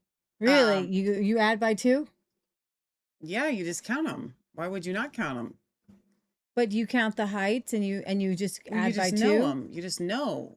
You don't even think about it. Jeez, thank you for your purchase. Like, turn that down a little bit. Okay. So what I do, I'm going to give you all my tip for the ease. You don't always need 16ths. Okay. So the easiest to do is to just say plus. Like every line is a 1, right? So if you go to your quarter inch, you go 59 inches and a half plus, right? That's plus is that little, like the one little line, plus 1, plus 2, because those are the in-between ones that are difficult. That's the quickest way to do it. If you're just doing your own measurements and you just need to remember before you go to the chop, you know, or something like that, that's the way that I do it. Plus 1, plus 2. That was really cool. I like that. I appreciate it. That was all good. right, let's go to this. This is the medical examiner who is not being called to this hearing pulled 7 fragments out of Charlie Kirk. ATF only received 4. Very interesting things that. Nope. Not that one. You got to skip a few. Oh, okay. Sorry. That's okay. Canon. Got it. Hang on, we'll find it. No. No. No, it's like it was only you said a couple. Yeah. Do you even have? Is it? No, maybe. That's got to be it. That's No? not it. Oh my gosh. Maybe you don't. Thank have, you. Oh, there it is. I thought it was just right here. Ms. Carter, one of the items you were asked to look at was, as described in your report, 1 bullet jacket fragment and 4 lead fragments, correct? Yes. Were you informed at some point that there was a discrepancy between what you were examining and what had been documented by the medical examiner in terms of the number of bullet fragments? I was, yes. Were you asked to see if maybe the ATF had lost certain portions of the evidence? No, I was not. Right. Do you think, and was it your understanding that there were originally 7 bullet fragments, but you ended up with 4? I was alerted that there was potentially 7 fragments from the medical examiner in a photo just a few months ago. Okay. You're clear, though, that when you got the evidence, it was in a sealed condition, correct? It was, yes. And when you opened, what was it, an envelope? A small individual manila envelope, yes. And did you take the contents of the envelope containing the bullet and take photographs of it? I did, yes. Okay. Could you? Why were there only 4 fragments? That's what I want to know. And why did she say that there were 7? Is this a commercial break? No, I didn't start this. It just showed up. Okay, that's what I want to know. All right, so the next one is Defense attorney Michael Burt sharply criticizes Erica Kirk, saying she is adept at holding press conferences and arguing that she has portrayed prosecutors as if they were her personal attorneys. Thank you. Turning to the parties, starting with the state, Mr. Grunander. Thank you, Judge. The state does not oppose publishing 12.4 in the courtroom.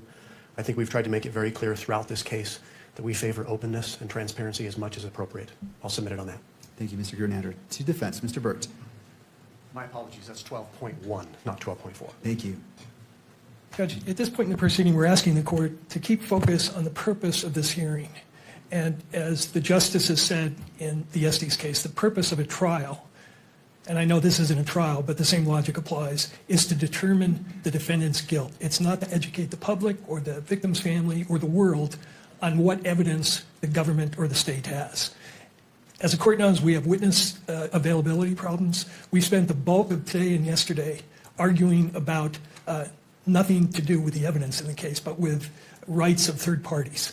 And it's appropriate for the court to consider that. But at some point, I think the court has to return to the purpose of these hearings, which is to expeditiously hear the evidence and then determine probable cause.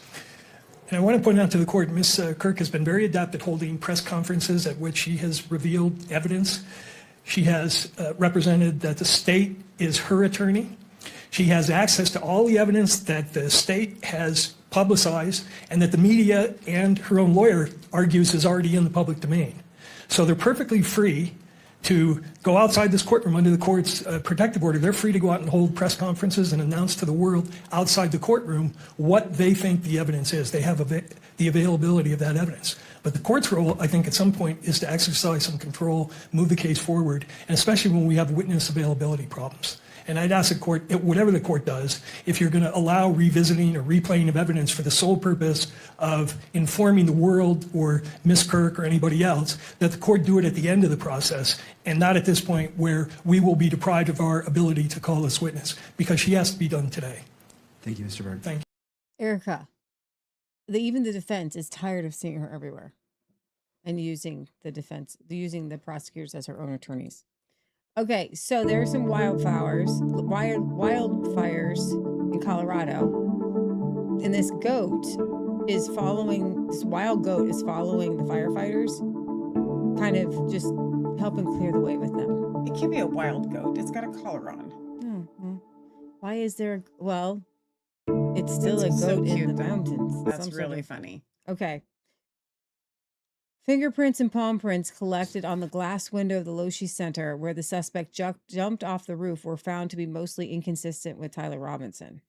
The parties stipulate that investigators at the crime scene observed latent fingerprints and a palm print on a glass window near the area where the individual landed when the individual jumped from the rooftop of the Loshi Center at UVU. SBI fingerprint examiner Elisa Farmer examined images of these latent fingerprints and the palm print and determined that only 3 of the latent prints, 11B, 11C, and 11D, were of comparable or of poor comparable value. She excluded Tyler Robinson as the source of any of these 3 latent prints. Ms. Farmer reviewed other prints on the window and found that they did not have adequate value for comparison. Subsequent examinations of these 3 actual latent prints by the FBI were inconclusive. That area that was described in that stipulation, is that the area in the glass window that you're talking about? Yes, that is. That's on the northeast corner of the Losi Center? Yes. And that's the area where we see in a video an individual drop from the roof? Yes. I want to move on to another area, the courtyard. First, will you describe what that area of the crime scene looked like? Yeah, so when I arrived on scene, you have different steps. I believe there were maybe like five or six, covered in grass. When I was there were personal belongings spread throughout. There was a tent towards the west end of that courtyard area, as well as some banners and some barriers as well. Was that area processed for evidence as well? Yes, it was. What was done to process that area? Photography, as well as just examining the tent area to see if there's anything there. So later, for some reason, the prosecutors felt like that was important. Defense wanted to call that to mind. Initially, authorities were not able to determine if the suspect touched the window. They took fingerprints and palm prints. It was later determined that the suspect did not touch the glass, but it's still in evidence. All right. Agent Brian Davis confirms that the investigators used Israeli company Celebrite to verify the text exchange between Tyler and Lance. As part of the investigation, was a Celebrite extraction performed on Mr. Twig's phone? Yes, it was. Did you personally review that extraction? Yes, I have. And according to that extraction, did Mr. Robinson and Mr. Twiggs exchange text messages on September 10th through 11th, 2025? Yes, they did. What time was that first text sent according to the Celebrite extraction? The first text was September 10th at 11 p.m. So we heard right away from the FBI, they gave us like the very next day, the next couple of days, like, here's all the text messages. We want you all to have this. Mhm. We found our guy. Are you really supposed to do that? No. All right, here we have the major bullet fragment retrieved from Charlie Kirk's body was not able to be conclusively matched to the rifle allegedly used. Number 6. What is Exhibit 6? Exhibit 6 is the bullet fragment, the bullet jacket fragment, as well as some other fragments that were recovered from Mr. Kirk at the time of autopsy. Thank you. Going back to page 2, will you read the first full paragraph there, beginning with Exhibit 6? Yes. Exhibit 6 consists of one .30 caliber class deformed damaged bullet jacket fragment and 4 lead fragments. Will you read the next paragraph as well? The Exhibit 6A bullet jacket fragment could not be identified or excluded as having been fired from the Exhibit 1 rifle based on an agreement of all discernible class characteristics and neither sufficient agreement nor sufficient disagreement of individual characteristics. The results of the comparison was inconclusive. Now, let's keep in mind as we're going through this that this is all just preliminary. Right. The actual hearing, is going to be wildly different, I think. But at the same time, the fact that even right out the gate, you're seeing such lack of evidence. Mm-hmm. Like, why? Why is there such a lack of evidence? Yeah. Like, why is this not an open and shut case? Right. Exactly. Okay, so I'm gonna. Right. So commercial break. Michelle, have you ever had vertigo? I get it. Yeah, I've gotten it really bad. Watch. Lay you back, and we're gonna go head down and to the left. You're gonna keep your eyes open, and you're gonna let me know if you start feeling dizzy. Okay. I'll support your neck. This is called, if you have BPPV, this is called the Dix-Hallpike and Epley maneuver. Going up and down. Yeah. Okay, tell me when it goes away. So you're leaning back over a table with your head to the Yeah. left. Yeah. Completely. Somebody's holding your neck, though. She's holding Now her. you're gonna turn your head all the way towards me. She's kind of Then holding you her turn your neck. head the other way. How's it doing? Is it spinning or anything? No. Okay. Just let it sit here for a second. I would love to know what this And then you're maneuver is gonna turn actually your whole body towards me. doing. Your crystals. She's holding her neck, so you're kind of flat. Okay, and then you're gonna sit up facing that wall. How's it feel? Right now, fine. Okay, so we're gonna do it again. You're gonna turn your legs that way. Okay, and we're gonna go down and to the left. Down and to the left. She's holding her. How's it feel? This is Mary Tally Bowden for the podcast listeners. Nothing? No. Good. We fixed you. Okay, now just turn your head towards me all the way just to complete it. And then turn on your side towards me. Good. Now she's kind of holding her straight. Legs out and facing that wall.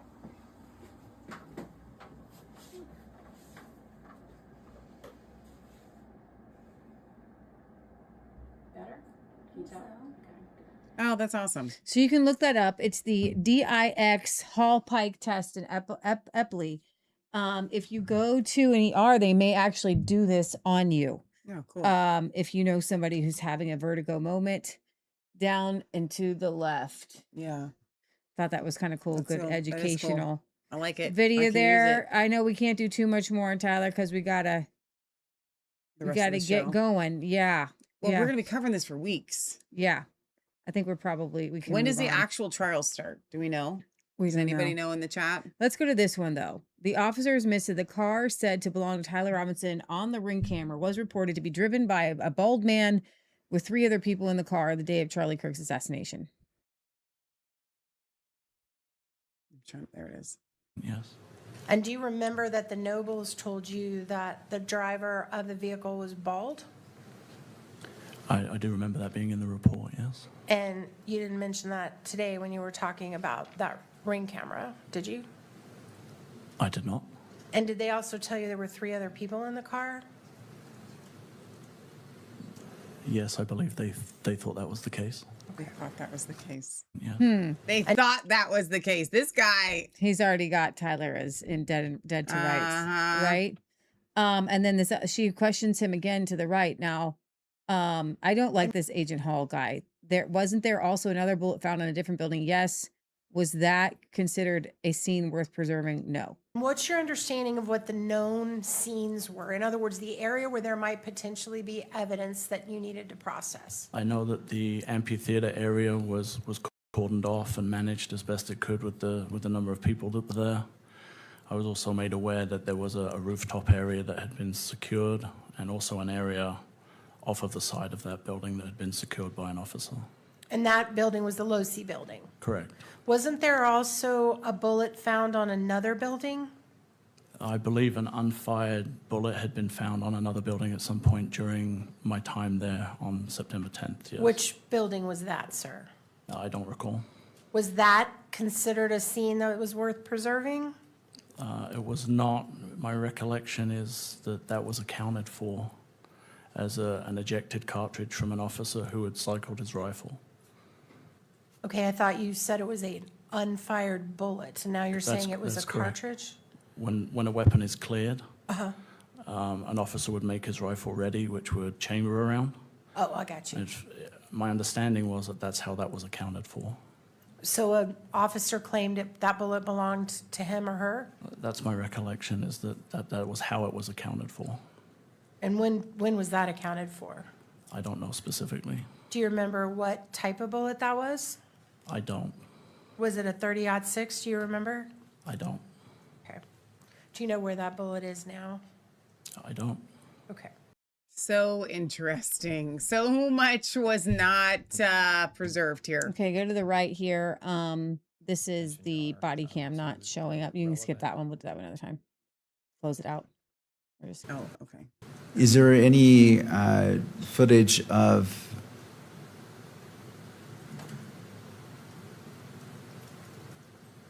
the alleged shooting? There is not. We don't need that one. You can close it. Yeah. Clarify. Objections we to played- its admissibility. This The is a compilation video was compilation not video that was allowed, put- and then it was allowed. Go ahead and close that down. Oh, commercial break. Heroic husky protects child from a bear. Oh, that's awesome. That was in Connecticut. Yay, Go get 'em, husky. husky. That's so cool. Okay, close that one out. We got one more. While you were on the roof, This is the- did you encounter any spent casings? As a matter of fact, no. That's Mm, why when it's got it as I loud saw as the I can get prone it. position where the person would be laying down as a sniper, being around guns and snipers all the time, I was looking for a spent shell casing. I couldn't see one. I was looking over the edge, looking all over the place, making sure the gravel wasn't disturbed, and I couldn't find a shell casing at that moment. And that would be, the reason you would be looking for that was because some types of guns, when they And also, there were no spent shell casings from this bullet that he fired. So he must have gathered them. shoot, eject a casing automatically, right? Some Yes. do, some don't, Yes. right? And then you also didn't find any unshot bullets. No. Okay. Are you aware of there being a bullet found on another roof in I'm the not aware. vicinity? Were you aware of another bullet being found on the scene, not on the roof of the Losi building? No. All right, your body cam footage that I reviewed appears to end while you're still on the roof. Do you know why that is? I think the battery went dead. It was just right at that moment. Okay. And do you know, did you ever turn it back on that day or go get it, I don't know, what do you have to do, charge it or stick a new battery in it? I don't even know. Usually dock it, but no, I didn't go back. It was too chaotic running around. So that 27-minute and 35-second body cam that starts when you're at the Hall of Flags and ends while you're still on the roof, but haven't put the crime tape up yet, that's the only body cam you have that day? Yes.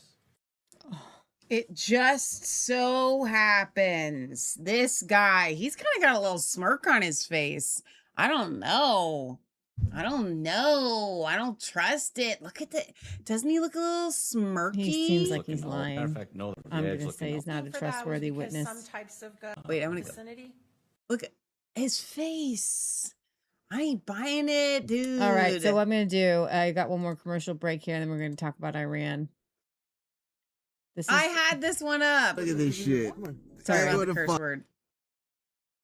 So for the podcast listeners, this is a real video. It's not AI. Of a bald eagle and a fox just chilling on a table in Alaska, on a picnic table. Everything in the air, you got everything on the ground with the homies. Yeah. Video's going on. They have to be friends. That eagle to eat that fox. Yeah. That's the craziest thing I've ever seen. I had that shall video not up. eat Yeah, you today, I sir. love that so much. Because we are buddies. Oh my gosh.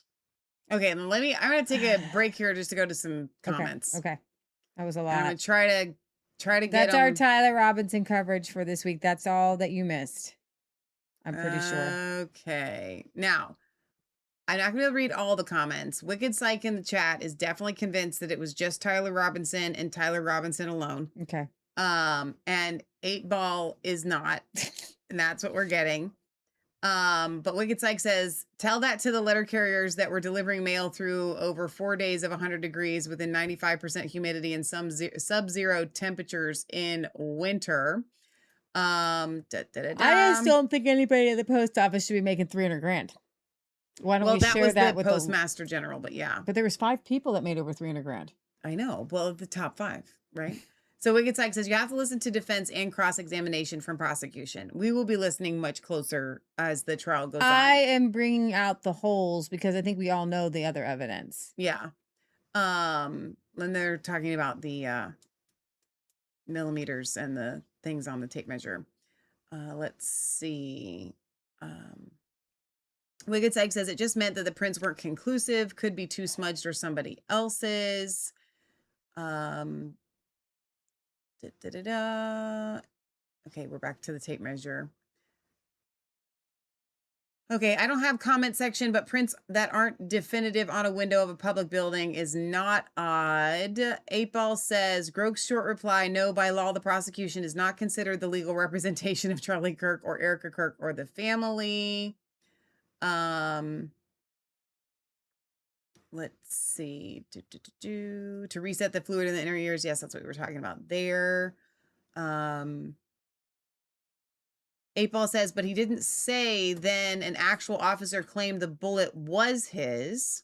Wicked Psych says, just like Candace omitting the fact that the next photo Lance was shown, he was sure it was Tyler. The first photo, you couldn't see his face.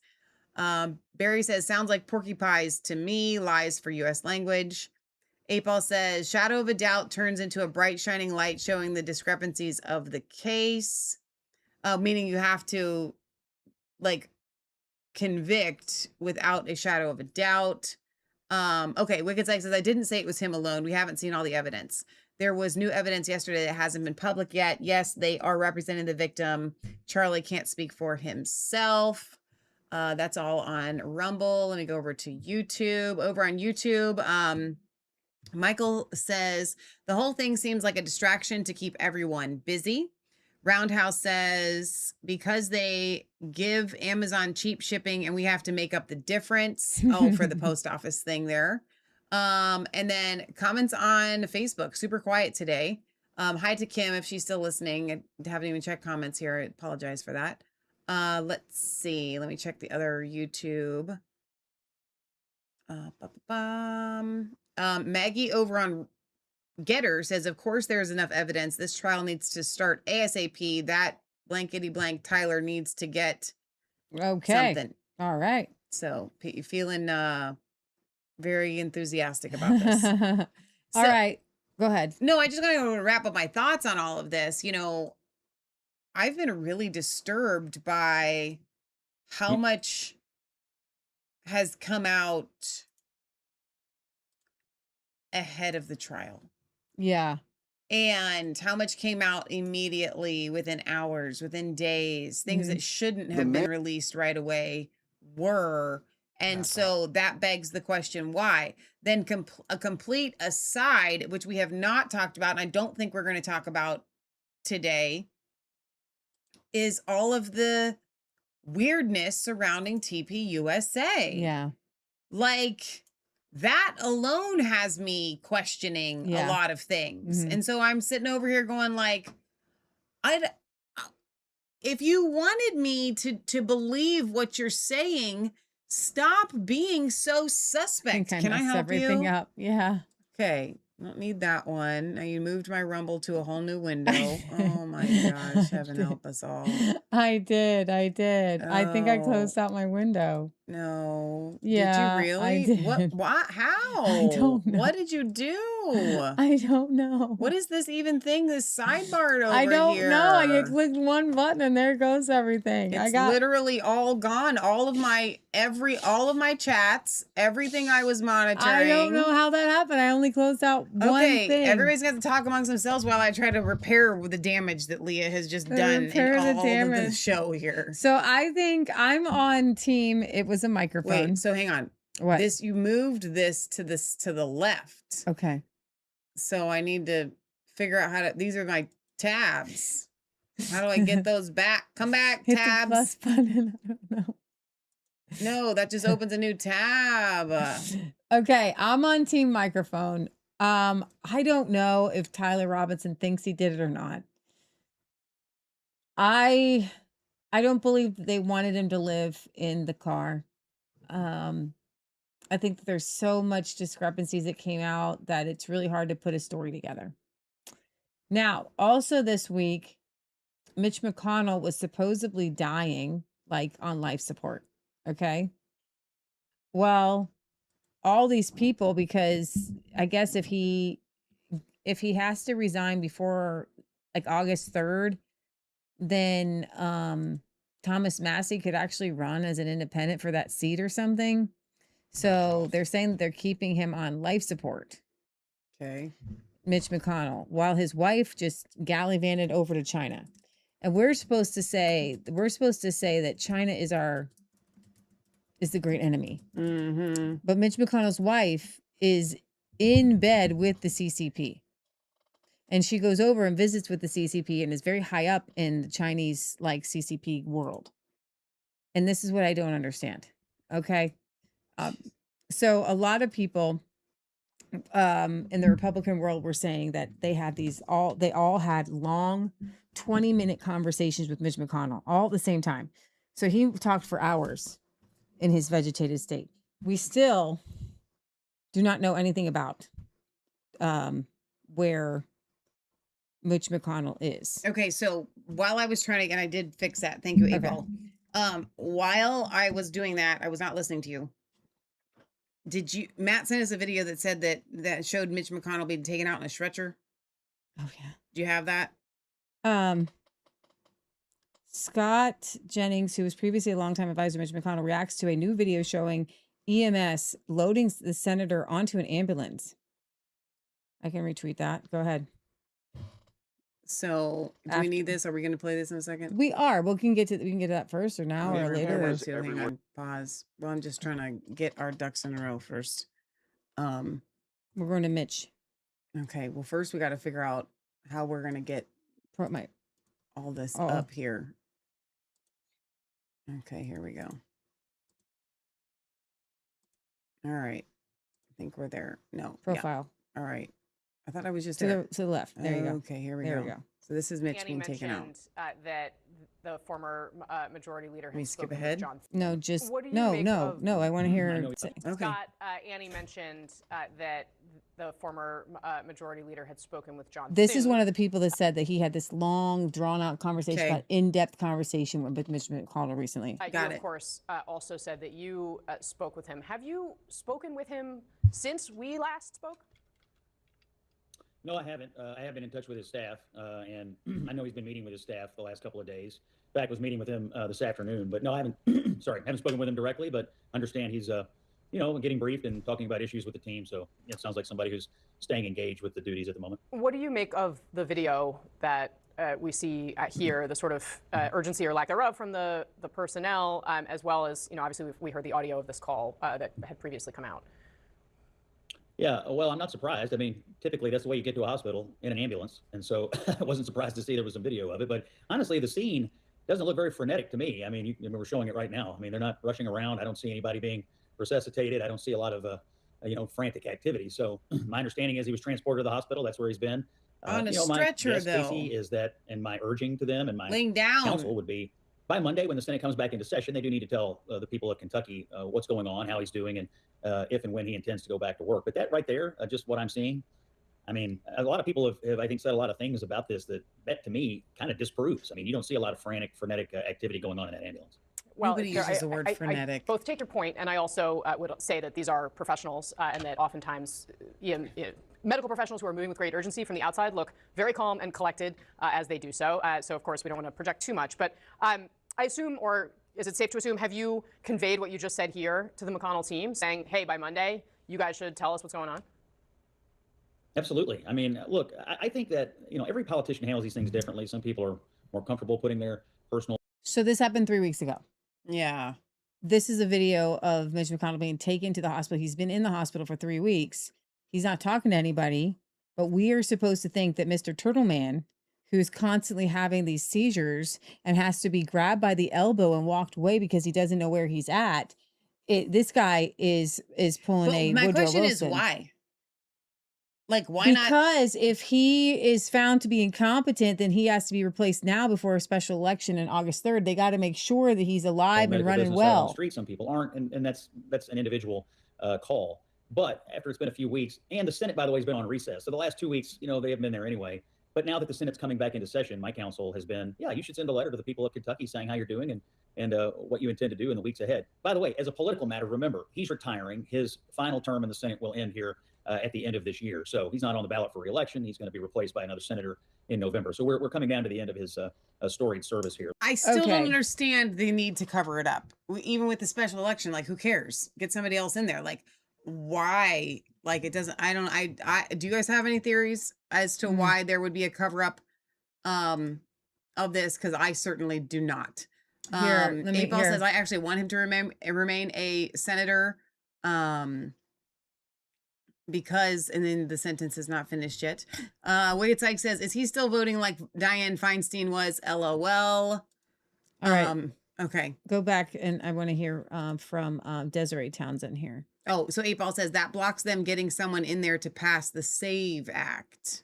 Okay. Interesting theory there. Just go to my profile real quick. Oh, okay. Come on. Right here? No. I thought I just retweeted it. Okay. Refresh, yeah. I'm refreshing. It's getting glitchy. It's not liking me right now. I know, I see that. Here we go. Desiree Townsend here again at Capitol Hill. So I just recently left Senator McConnell's home. There's multiple members of the press there from CBS, Daily Mail, TMZ, you name it. They're all there going door to door in the neighborhood, trying to find any additional video footage or information from neighbors that live on that street. So what we know is based on a box I found in his vehicle, this individual appears to be named Philippe Mangaling. So I'm unsure if he works as a staffer for Senator McConnell, but he is using the congressional placard of Senator McConnell's office, S2. 2 is essentially reflecting the seniority in the Senate. So this is Senator McConnell's actual placard for him or his staff. I don't know how this man fits into this situation or if he's even allowed to be using that congressional placard, but I am putting this information out. I'm putting his name out, and I need all of you in the general public to stop, because I am reporting in an intelligence gathering fashion. Again, I have to remind you, I serve the United States of America, the federal government and the military, and the people in here need to know what the hell is going on here at Capitol Hill. This situation is incredibly, incredibly shady. We now have Elaine Chao ordering new flooring inside her and Mitch McConnell's DC home, and that's not suspicious at all.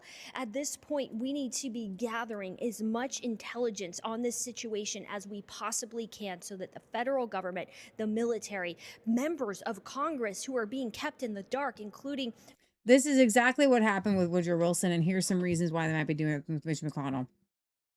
His absence creates a 14-14 tie or weakens the 15-14 GOP edge, stalling defense spending bills, emergency supplemental funding, example, $87 billion for the Pentagon and broader appropriations. His vote has already mattered, and late of June of 2026, his absence contributed to a resolution with 4 GOP defections directing troop withdrawal from a conflict in Iran and upcoming priorities like budget and things like that. So and then there is special election risks in Kentucky, where he will not seek re-election in 2026 and plans to serve out his term through January of 27. A vacancy triggers Kentucky's 2024 law, which requires a special election instead of a gubernatorial governor appointment, one of only a few states with this rule.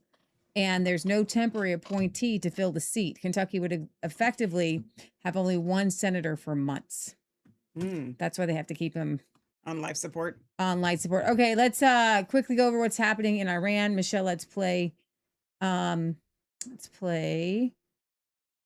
Trump in and out again with the Strait of Hormuz. Tensions escalate. Let's play this ABC clip. Next tonight, escalating tensions over the Strait of Hormuz. The U.S. and Iran exchanging retaliatory strikes, and CENTCOM announcing new strikes just moments ago. This just hours after Iranian officials targeted U.S. military positions, each accusing the other of violating the fragile ceasefire. Here's ABC's senior White House correspondent, Selena Way. Tonight, tensions again flaring over the Strait of Hormuz just a week after the U.S. and Iran made a deal. The U.S. military announcing new strikes on Iran in direct response to continued Iranian aggression against commercial shipping. At President Trump's direction, the U.S. striking military surveillance infrastructure, communication systems, air defense sites, drone storage facilities, and mine lair capabilities. It was in response to an Iranian drone striking a tanker this morning, the second attack on a ship crossing the strait in just days. After the first attack, the U.S. struck Iranian missile and drone storage sites, retaliation for what President Trump called a foolish violation of our ceasefire agreement. But Iran's foreign ministry accusing the U.S. of violating the ceasefire, vowing to defend its sovereignty, security, and national interests with all its might. Bahrain, home to a major U.S. military base, says Iranian drones targeted its territory, accusing Iran of exporting chaos and undermining regional stability. Since the war began, Tehran has repeatedly attacked neighboring Gulf states in retaliation for U.S. and Israeli attacks. That memorandum of understanding Trump signed with Iran is already fraying. It's also a ceasefire, which, as you pointed out, is always going to be a little messy when you're dealing with the Iranians. Under that agreement, Iran promised to reopen the strait. Instead, it's been trying to control it, warning ships they could be in danger if they pass the strait without the country's permission.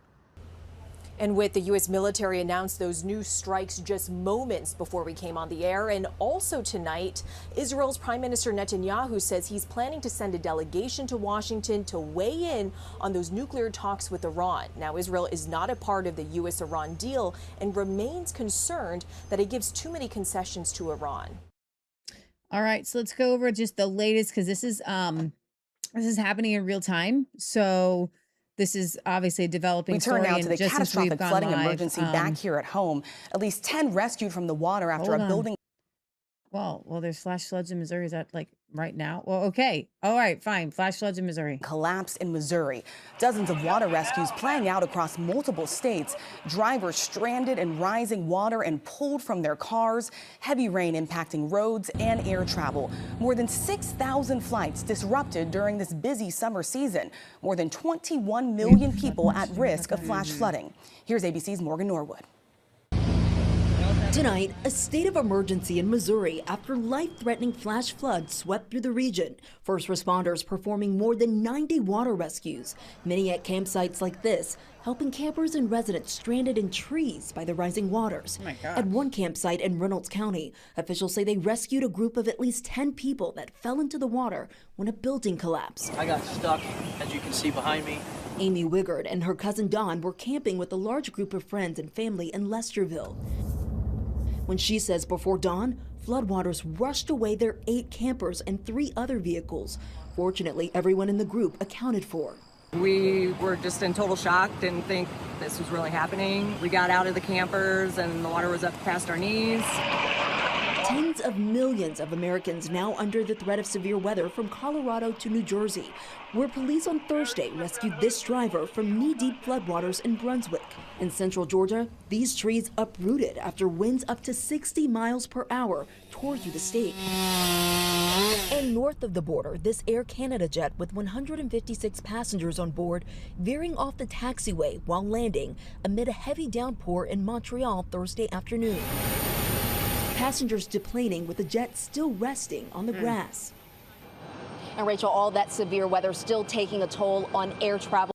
All right. Okay. Well, pray for Missouri. Okay. Where are we at? I Were we over actually, here? yeah, we're over here. These are over a dozen IRGC targets were struck by unidentified aircraft overnight in Iran. So this Oh is my what's happening gosh. right now Holy in cow. Iran. For the podcast listeners, you are seeing massive bumps.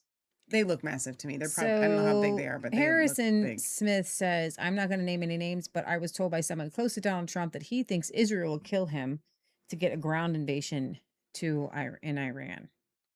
And then Israel shared intelligence with the U.S. that Iran has devised a plan to assassinate Trump. So hang on. Israel wants to kill Trump? That's what this Trump is what they're saying? thinks, okay, Harrison Smith. Yes. Says that he's heard that Mhm. Trump thinks Israel will try to kill him to get a ground invasion with Iran. Okay. Israel is telling Trump that Iran has a plan to assassinate him. So, meaning if Trump gets assassinated, then Israel's going to blame Iran? Yes. Got it. U.S. is now demanding that Iran make a public statement declaring the Strait of Hormuz is open and that ships crossing will no longer be attacked. This follows American airstrikes this week. Our senior correspondent, Mike Tobin, is in Tel Aviv tonight. Good evening, Mike. Good evening, Aisha. In fact, U.S. officials are giving Iran a Saturday deadline to publicly renounce the attacks in the Strait of Hormuz as the U.S. ramps up efforts to pressure Iran back to the bargaining table. The U.S. hit roughly 170 targets in Iran this week, including rail bridges the U.S. says were used to transport weapons. As U.S. strikes finished, another round attacked southern Iran. The source of that attack remains a mystery. The U.S. says American forces didn't do it. One Iranian lawmaker pointed suspicion at the United Arab Emirates. It happened after Iran once again fired missiles at its neighbors. I think the Gulf states have been launching counterstrikes. They're doing it a little under the radar. I mean that literally and figuratively. But they have responded, and it's not something that they want to draw attention to. On Friday, Qatari negotiators supported by the U.S. arrived in Iran with the goal of de-escalation and a return to talks. President Trump posted that Iran requested more talks, but the United States has stated to them in no uncertain terms that the ceasefire is over. I suspect the Qataris are trying to create a temporary ceasefire, but the chance of a long-term change in this regime seems like a zero probability event. I don't trust any men who take Ozempic. Leah. He did. Trump talked about I it. know, I know. I don't think most people know who that just was. Mike Pompeo? I know, but he doesn't look like himself. 1/10 of 1%. a bull rider. That looks pretty dangerous to me. It's 1/10 of 1%. No, it's 5.2% is you don't make it. You should have told me. You're an excellent reporter. You should have told me that years ago. Maybe I wouldn't have run. It's a very dangerous profession. No, I'm #1 on the kill list for Iran. They're lovely people. I'm #1. So I don't know. I can't tell you that, but I don't really care because I'm doing my job and I'm doing it, I hope, better than anybody's ever done it because we have a country that's hot and really, really successful. But I mention it only because it's on the list. I mean, it came out. There was another list came out yesterday, and I'm #1 on. I like being #1 on TikTok better, but I'm #1 on the list for killing. You know what a race The car way he driver even is? words that is just so uncomfortable and weird. Yeah, I just want to. I'll play a little bit of this with Marina Fall, and Trump has said that if he's left instructions to bomb Iran at levels they've never seen if he's assassinated. Stream of reporting in recent weeks about possible Iranian plots to assassinate Trump. So it came in from Israeli intelligence of a new plot to assassinate the president. So obviously we would dismiss that as just another report that doesn't mean much.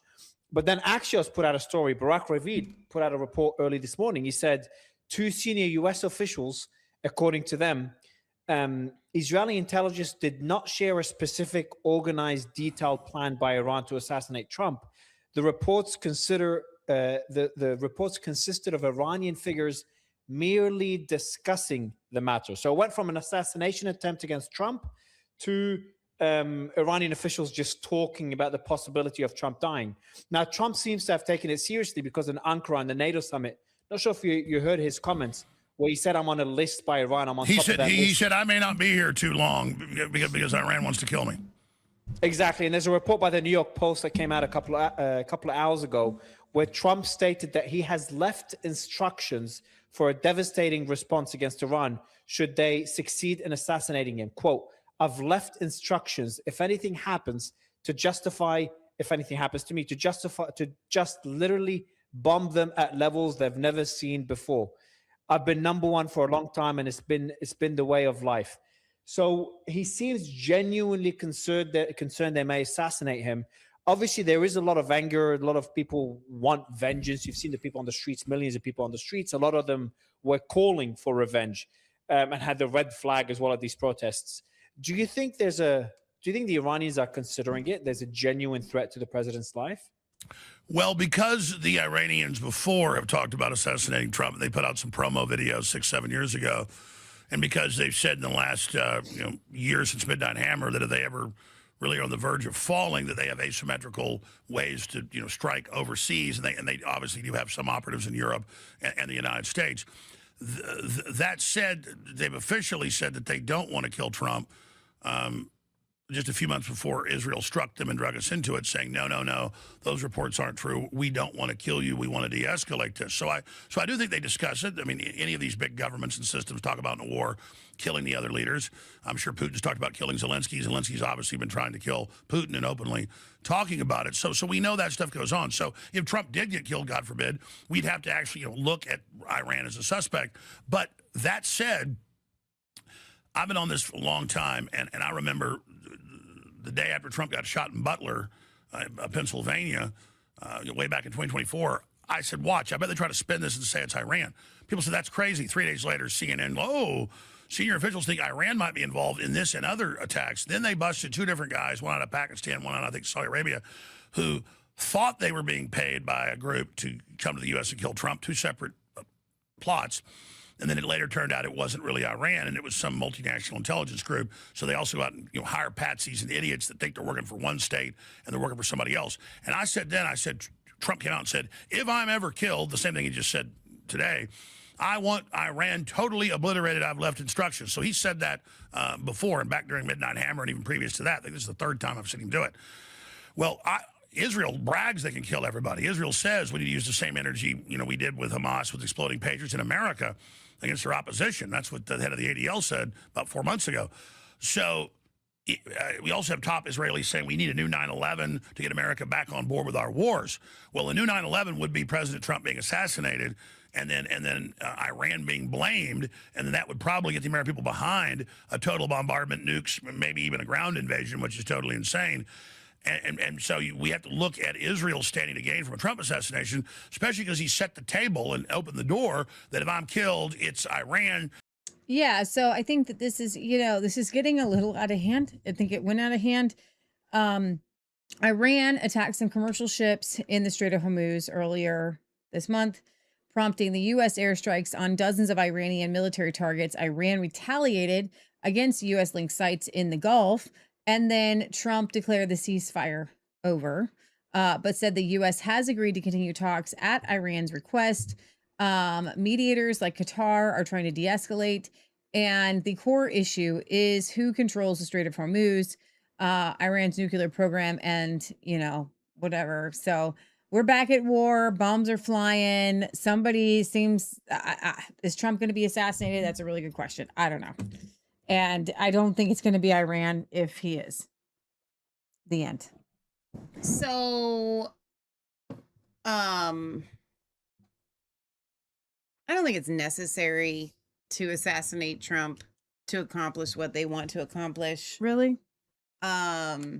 Yeah, because I think that they're getting more done with Trump in office than anybody else, especially with JD Vance. I don't think they're going to get as much done with JD Vance. Yeah. Yeah, I think Trump's too useful. You'd have 2 more years of JD Vance, and I don't think that Trump's too useful. You're smart. And, you're smart. He's too useful. To honestly, if Israel. you're going to assassinate Trump, just do it at the very end. Like, when he's not going to be useful anymore. I feel like this whole thing is just bogus. Yeah. And to get people riled up and distracted. Although, honestly, I think that the Charlie Kirk, Tyler Robinson trial is possibly going to expose some stuff that's not going to look good. So, they might need a big distraction. So I don't know what's coming down the line. I don't have an opinion on that. Let me read some comments over here. Let's see. Nana Yaffa says, public enemy number 1 anyway. 8-Ball says, there's also talk of how much money / time it would take to make a tunnel through the mountain, cutting out the strait, going straight north to south. Wicked Psych says, governments are blowing stuff up all over the world, but if someone has a gas stove, they are destroying the planet. That's a good point. Kimberly says, didn't they try to pin the Butler shooting on Iran? And that's exactly what Alex just said. Chameleon for babies says, for real, no gas stove or wood fireplace for you while we blow up the world. COVID tyrant kings be unfurled. Guys ain't girls twirled. Pedo wood tunnels exposed. Potomac swirled. Flush DC sewer poo curled. What? That was a good poem. God save us, America. America, U.S. hurled. God save the world. That is, and it just keeps going. You are a poet and you knew it. That's awesome. That was really fun. Okay, and we are going to do our vote here in a second on the bug spray. Okay. Let's see. Let me check a couple more places for comments, and then we're gonna. I don't know what else Leah has for. We're good. Is that it? We're ready to do our vote. We're ready to do the vote. This is exciting. Okay, so I don't want anybody to go anywhere because we need as many votes as possible to make it fair. Okay. Now, I need to be able to put like a red line through the ones that we're not going to be using. I've got a check mark next to them, the ones that you're not allowed to vote for. Okay. All right. So let me switch my mouse here so we can do this together. We're going to go over the ones that, okay. So, and I appreciate everybody that, everybody that submitted a name. You are amazing. Thank you for that. I think that every single option was a fun one. So please do not think that just because yours didn't make the first cut. For those of you that don't know, we did vote the other day, but because it was like a Tuesday or something, we weren't able to, there we go. We weren't able to, we got to do one more. To actually, oh wow, this is interesting what they just did for me. Hey, I would like to do another one. Hello. Okay, it actually, that's too much AI for me. All right. All right, so here's what's left. We have, and I'm just going to leave the letters the same because it just makes it easier for me. D, Bug Blaster. Now I do need to get rid of my check marks here. What is going on with this right now? Okay, here we go. So we're getting rid of the check marks because we're going to start all over afresh. With a fresh vote. So your votes don't matter from before at all because we're starting over. All right. So here's what we have. We have D, which is Bug Blaster. E, Bug Begone. F, Don't Bug Me. G, Divine Bug Protection. I, Bug Off. J, Bug Shield. And M, Nature's Bug Shield. Bug Blaster, Bug Begone, Don't Bug Me, Divine Bug Protection, Bug Off, Bug Shield, Nature's Bug Shield. So those are actually, J and M are very, very, very similar. Okay, so as you guys vote, we're gonna go through this and I need as many of you to vote as possible so that we have as much of a pool to pull from. All right, so we've got 1 for Don't Bug Me. We've got, that is from Sherry Kula. So Sherry Kula for Don't Bug Me, all right? So I'm going to grab my Don't Bug Me check mark here.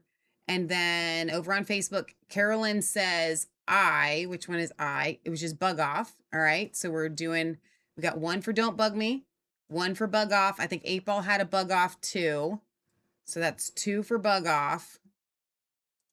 Let's see. G, Marlene says. G is Divine Bug Protection. I do like that one. Lee and I are going to need to vote, but I don't want to influence you guys, so I'm not going to vote till the very end. Although that kind of makes it seem like I'm doing like a final decision, which I don't want to do that, actually. Sharon says J, which is Bug Shield. Leah, do you have a vote here? We're at Bug Blaster, Bug Begone. I'm going to vote. I'm going for Bug Begone. How about that? I like Bug Begone. Bug Begone. We got, okay, so we have Bug Blaster, Bug Begone, Don't Bug Me, Divine Bug Protection, Bug Off, Bug Shield, and Nature's Bug Shield. Ooh. No, it's so hard. I'm going to go with Nature's Bug Shield. Really? The one that hasn't had a vote? You're not making this easy. All right. That's not helpful because we're like, right now, Bug Off is winning only by 1 vote because all of the other ones are tied. You guys. All right, hang on. Wicked Psych says, I like Nature's Bug Shield, but I like when the names are alliterative like Hallelujah Hand Wash. All right, so hang on. We've got, okay, so C-Matic says, Don't Bug Me. So let's put that, let's do a Don't Bug Me here. All right, we got 2 for Don't Bug Me. All right, we've got Kimberly Vinzel with Bug Off. Bug Off. How am I going to make an advertisement for that? Okay, so then we have Jenny that has Bug Shield. You guys, I don't know. Are we going to have to go into a runoff here? I feel like we might have to go to a runoff. Bug Blaster. I love that. Okay, so now I actually like Bug Blaster. That's kind of cool. Okay. It shows that it's a natural product, the Nature's Bug Shield. Okay, so here we are. She already voted. No, I know. What'd she vote for? She voted for Nature's Bug Shield. I did. Oh, is that your vote then? Hang on. Oh, she said I do. Is that your official vote, Wicked Psyched? She said I like Nature's Bug Shield. But she likes but we don't have any alliterations. Yeah, there's no word for nature that starts with the B. So yeah, give her the check mark. Okay, we're giving you the vote with the Leah, with the Nature's Bug Shield. We're still at the Bug Off. All right, so Bug Off is winning. You want to go down to a 3-way tie? I think we're gonna have to go down to a 3-way tie. Like not a 3-way tie, but like I think we're gonna have to go down to like the top 3. Which I know, how do you do that? Because okay, here's what we'll do. We'll eliminate all the 1 check marks. Okay. And do it again. Okay. Okay, we're gonna have to. You guys can keep your vote, but for those of you, all right. So yes, we got. All right, let me double check over here. Carolyn says my dog is waiting. Oh my gosh. Okay. So I'm checking a couple other places here for comments. Make sure we're not missing any. All right. So Sharon, did we do your Sharon, you can't vote twice. You did. She likes it though. She does like it. Okay, so here's what we're going to do. Did I miss Glenda? All right, Glenda put a bug off. Thank you. All right. Thank you. That's very helpful, Kimberly. So bug off is winning by a lot. All right, so here's what we're going to do. All right, so now I think we have to get rid of anything that has one check mark. Okay. And then and that'll be the final vote, right? Okay. So, all right, so let me get rid of these greens. So we're getting rid of Bug Blaster, even though I do like it. Oops, thought I duplicated that. Okay. We're going to get rid of Bug Be Gone. Isn't that the one I voted for? I don't know, is it? I don't know. Now I can't remember. Okay, so we're getting rid of Bug Be Gone. Delete you. And we're getting rid of Divine Bug Protection, even though I do like that. Yeah, I like them all. I do too. I know it's so hard. All right. Okay, so now I have to get rid of the check marks. So we have to, now we're starting over. You have to vote again. You can keep your vote the same. You can change your vote. But essentially what we're pulling on is everybody's. Now I'm sorry in the chat that you have to vote again. All right, so now we're starting over with the top. What is this? 4? 4. Don't bug me. Don't bug me. Bug off. Bug shield and nature's bug shield. Ooh, but that's a tricky one because like maybe you like bug shield or should we get rid of bug shield and just Yeah. make it nature's bug shield? Yeah. Okay, so we're gonna combine those two. So guys, we're gonna get rid of bug shield and we're gonna do nature's bug shield. So that gets us down to 3, which I feel good about. Top 3. Loretta, did I see yours? Jay. Yours was a bug shield, so you're getting rolled into nature's bug shield if you want to. Okay, so now we want to revote. We're gonna revote here. Eats the bugs. Eats the bugs. That's really cute. Okay, so are we starting over again? All right. Yeah. So we got 8 Ball and Kimberly with bug off again. All right. So I got you guys here. 8 Ball and Kimberly. Got your votes. I appreciate your guys' patience. This is really fun. All right. C-Matic says, don't bug me, that is really fun. Okay. So for those of you, again, paying attention, don't bug me, bug off, and nature's bug shield. That's what we're down to. Oh my gosh. Okay. So Marlene says M and Sharon says new vote M. So we got 2 for nature's bug shield. All right. We're in the running because you can put mine in there. All right, so Leah's going to give her vote. All right. Shoot. I don't know what I want to vote now. You're going to be a final. I'm not. I don't want to be the final. vote. I have to do mine now because I don't want to be a final vote. So I'm going to go without looking at anybody else's.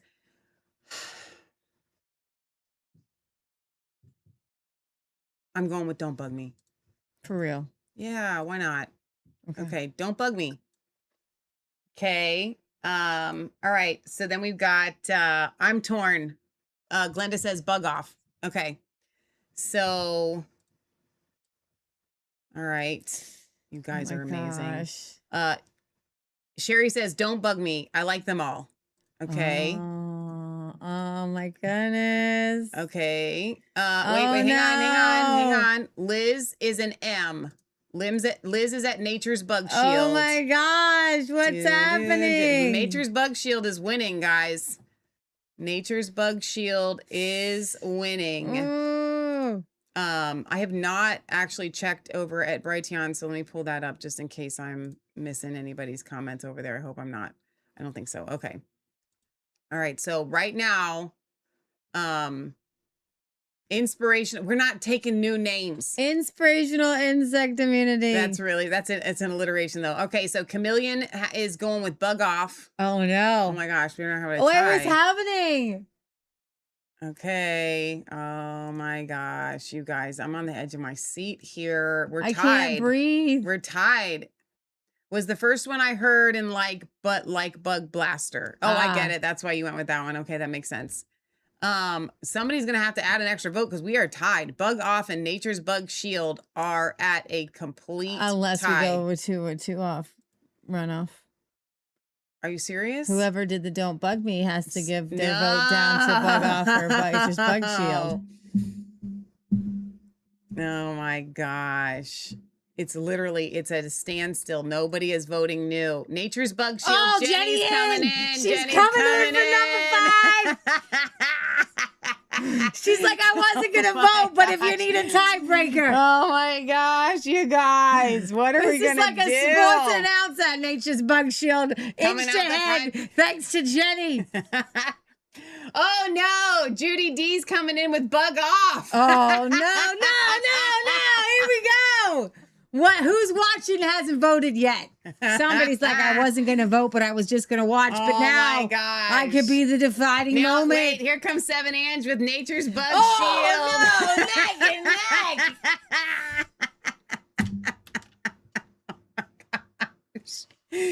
You guys, you're killing me, Smalls. Oh my goodness. I don't even know what you people. So you don't have smell-o-vision, but it smells amazing.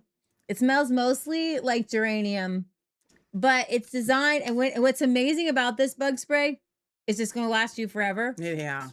But when the vinegar goes away, you do smell it. You do smell the kind of vinegar. dissipates up. It's kind of dissipated already. You're left with just like this beautiful geranium. That's kind mostly of what you smell. Yeah. You smell a little citronella.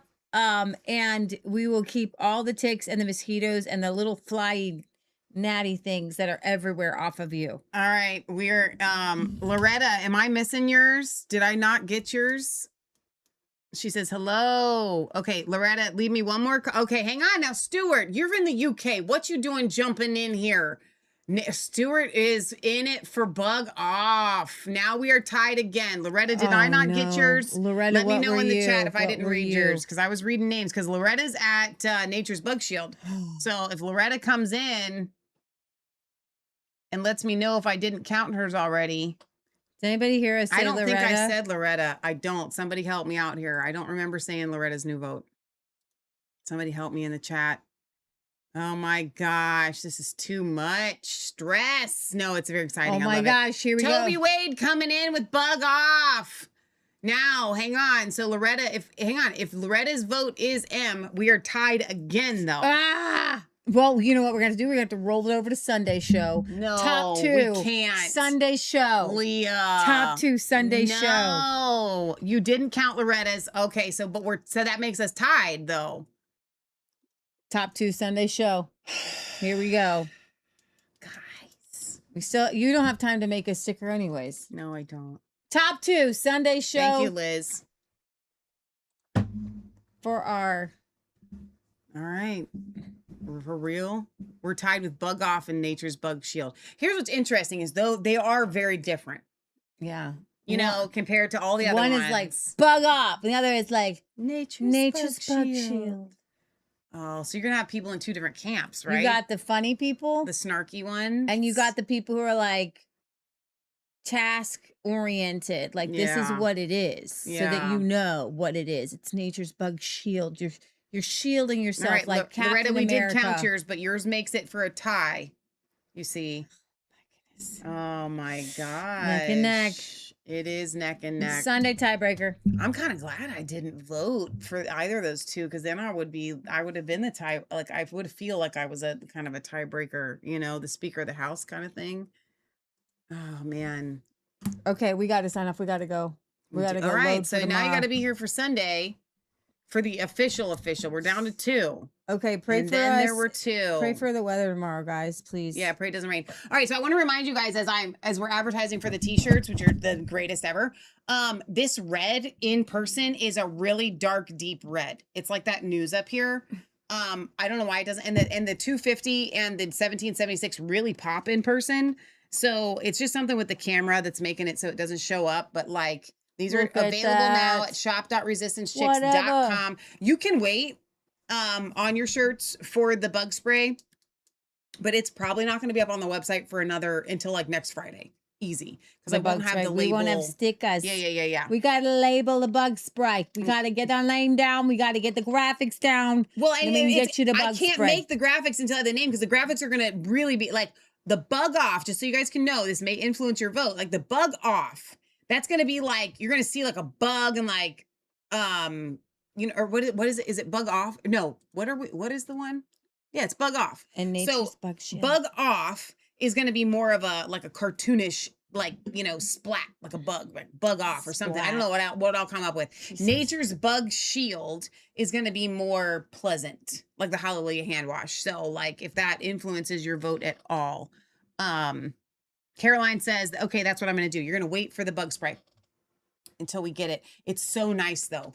It is a very, very nice smell. Once the vinegar smell of it dissipates. It's going to be a giant family size, so big. all summer size. That's going to last you like 3 years. Honestly, you'll never need to buy another bug spray every time ever. I make a bug spray, I make it in a smaller container and it lasts a couple years, it seems like. Yeah. So like we're not doing ourselves any favors here, but like this is a 4-ounce bottle. It's twice as big. Like you would be fine with a 4-ounce bottle, but these were the bottles that we had. And I really like the way they feel in the hand. They do. They're really good. They feel really nice for like a bug spray. You can spray your whole family down all summer long. Now we do have the pest patrol for your dogs. We do. We don't have a sticker for it yet. We don't have a sticker for it, but it's in the 4-ounce bottles. Yes. Because you're not going to need as much for your dogs. So, all right, that is the end of tonight's show. Thank you guys for tuning in. Thank you for everybody that has pre-ordered your t-shirts. If you did pre-order your t-shirt, it went out in the mail today. Anybody that ordered your t-shirts today, yours are not going out until Monday because I will be at a craft show tomorrow. Anybody local can always visit us every Saturday at the Eastgate Outdoor Vendors and Food Trucks. Coolest shirts in town. And you can get your shirt in person if you're local. You can come to the Eastgate Outdoor. I'm going to take some shirts tomorrow with us. Yep. So we're going to go load up the car tonight. And have a phenomenal show. So I hope you guys have a wonderful rest of your weekend. You are amazing. Thank you for making our show so fun. 8-Ball, thank you for gifting all of those premium memberships to everybody for this month. Bug off used trumpets. Like that. Okay. Still 1,300 on Sunday. Sundays we're doing 1:30. You can try and do it early. I like doing them early, but we'll see what happens. I can't give you that answer right now. 8-Ball says, I think it was rigged to make it a cliffhanger and make us come back Sunday. It wasn't. We didn't. Wicked Psych says, Nature's Bug Shield if you reset the vote after the first vote. Okay. Wicked Psych says, thank you. Have a great evening. You guys are amazing. Kimberly says, flip a coin. Okay, we would have done that, but now Leah wants to do it. See, everything we fly by, we change the rules as we go. Speaking of Sunday, we will be doing our drawing for the collection. If you've never won one, please submit your email to massfaith33@gmail.com and which collection you would like to win and your address. That will get entered into your entry on Sunday. I think that's it. Remember, it's not just a conspiracy theory if it's actually the truth. And we're going to end up with Bug Off or Nature's Bug Shield. That's it. That's what it's come down to. It's so exciting. This is like finding a wife or a spouse on the, you got to come back next week, see which one they're going to marry kind of deal. This is kind of fun. The Steelers, you can't vote right now. It's too late. Now we closed voting. You got to come back on Sunday because now you would have broken it and put in the Nature's Bug Shield. Steven, you didn't get it in time. Now you got to come back and submit that vote on Sunday. All right. We'll see you next time right here from resistancechicks.com. Great show, Leah.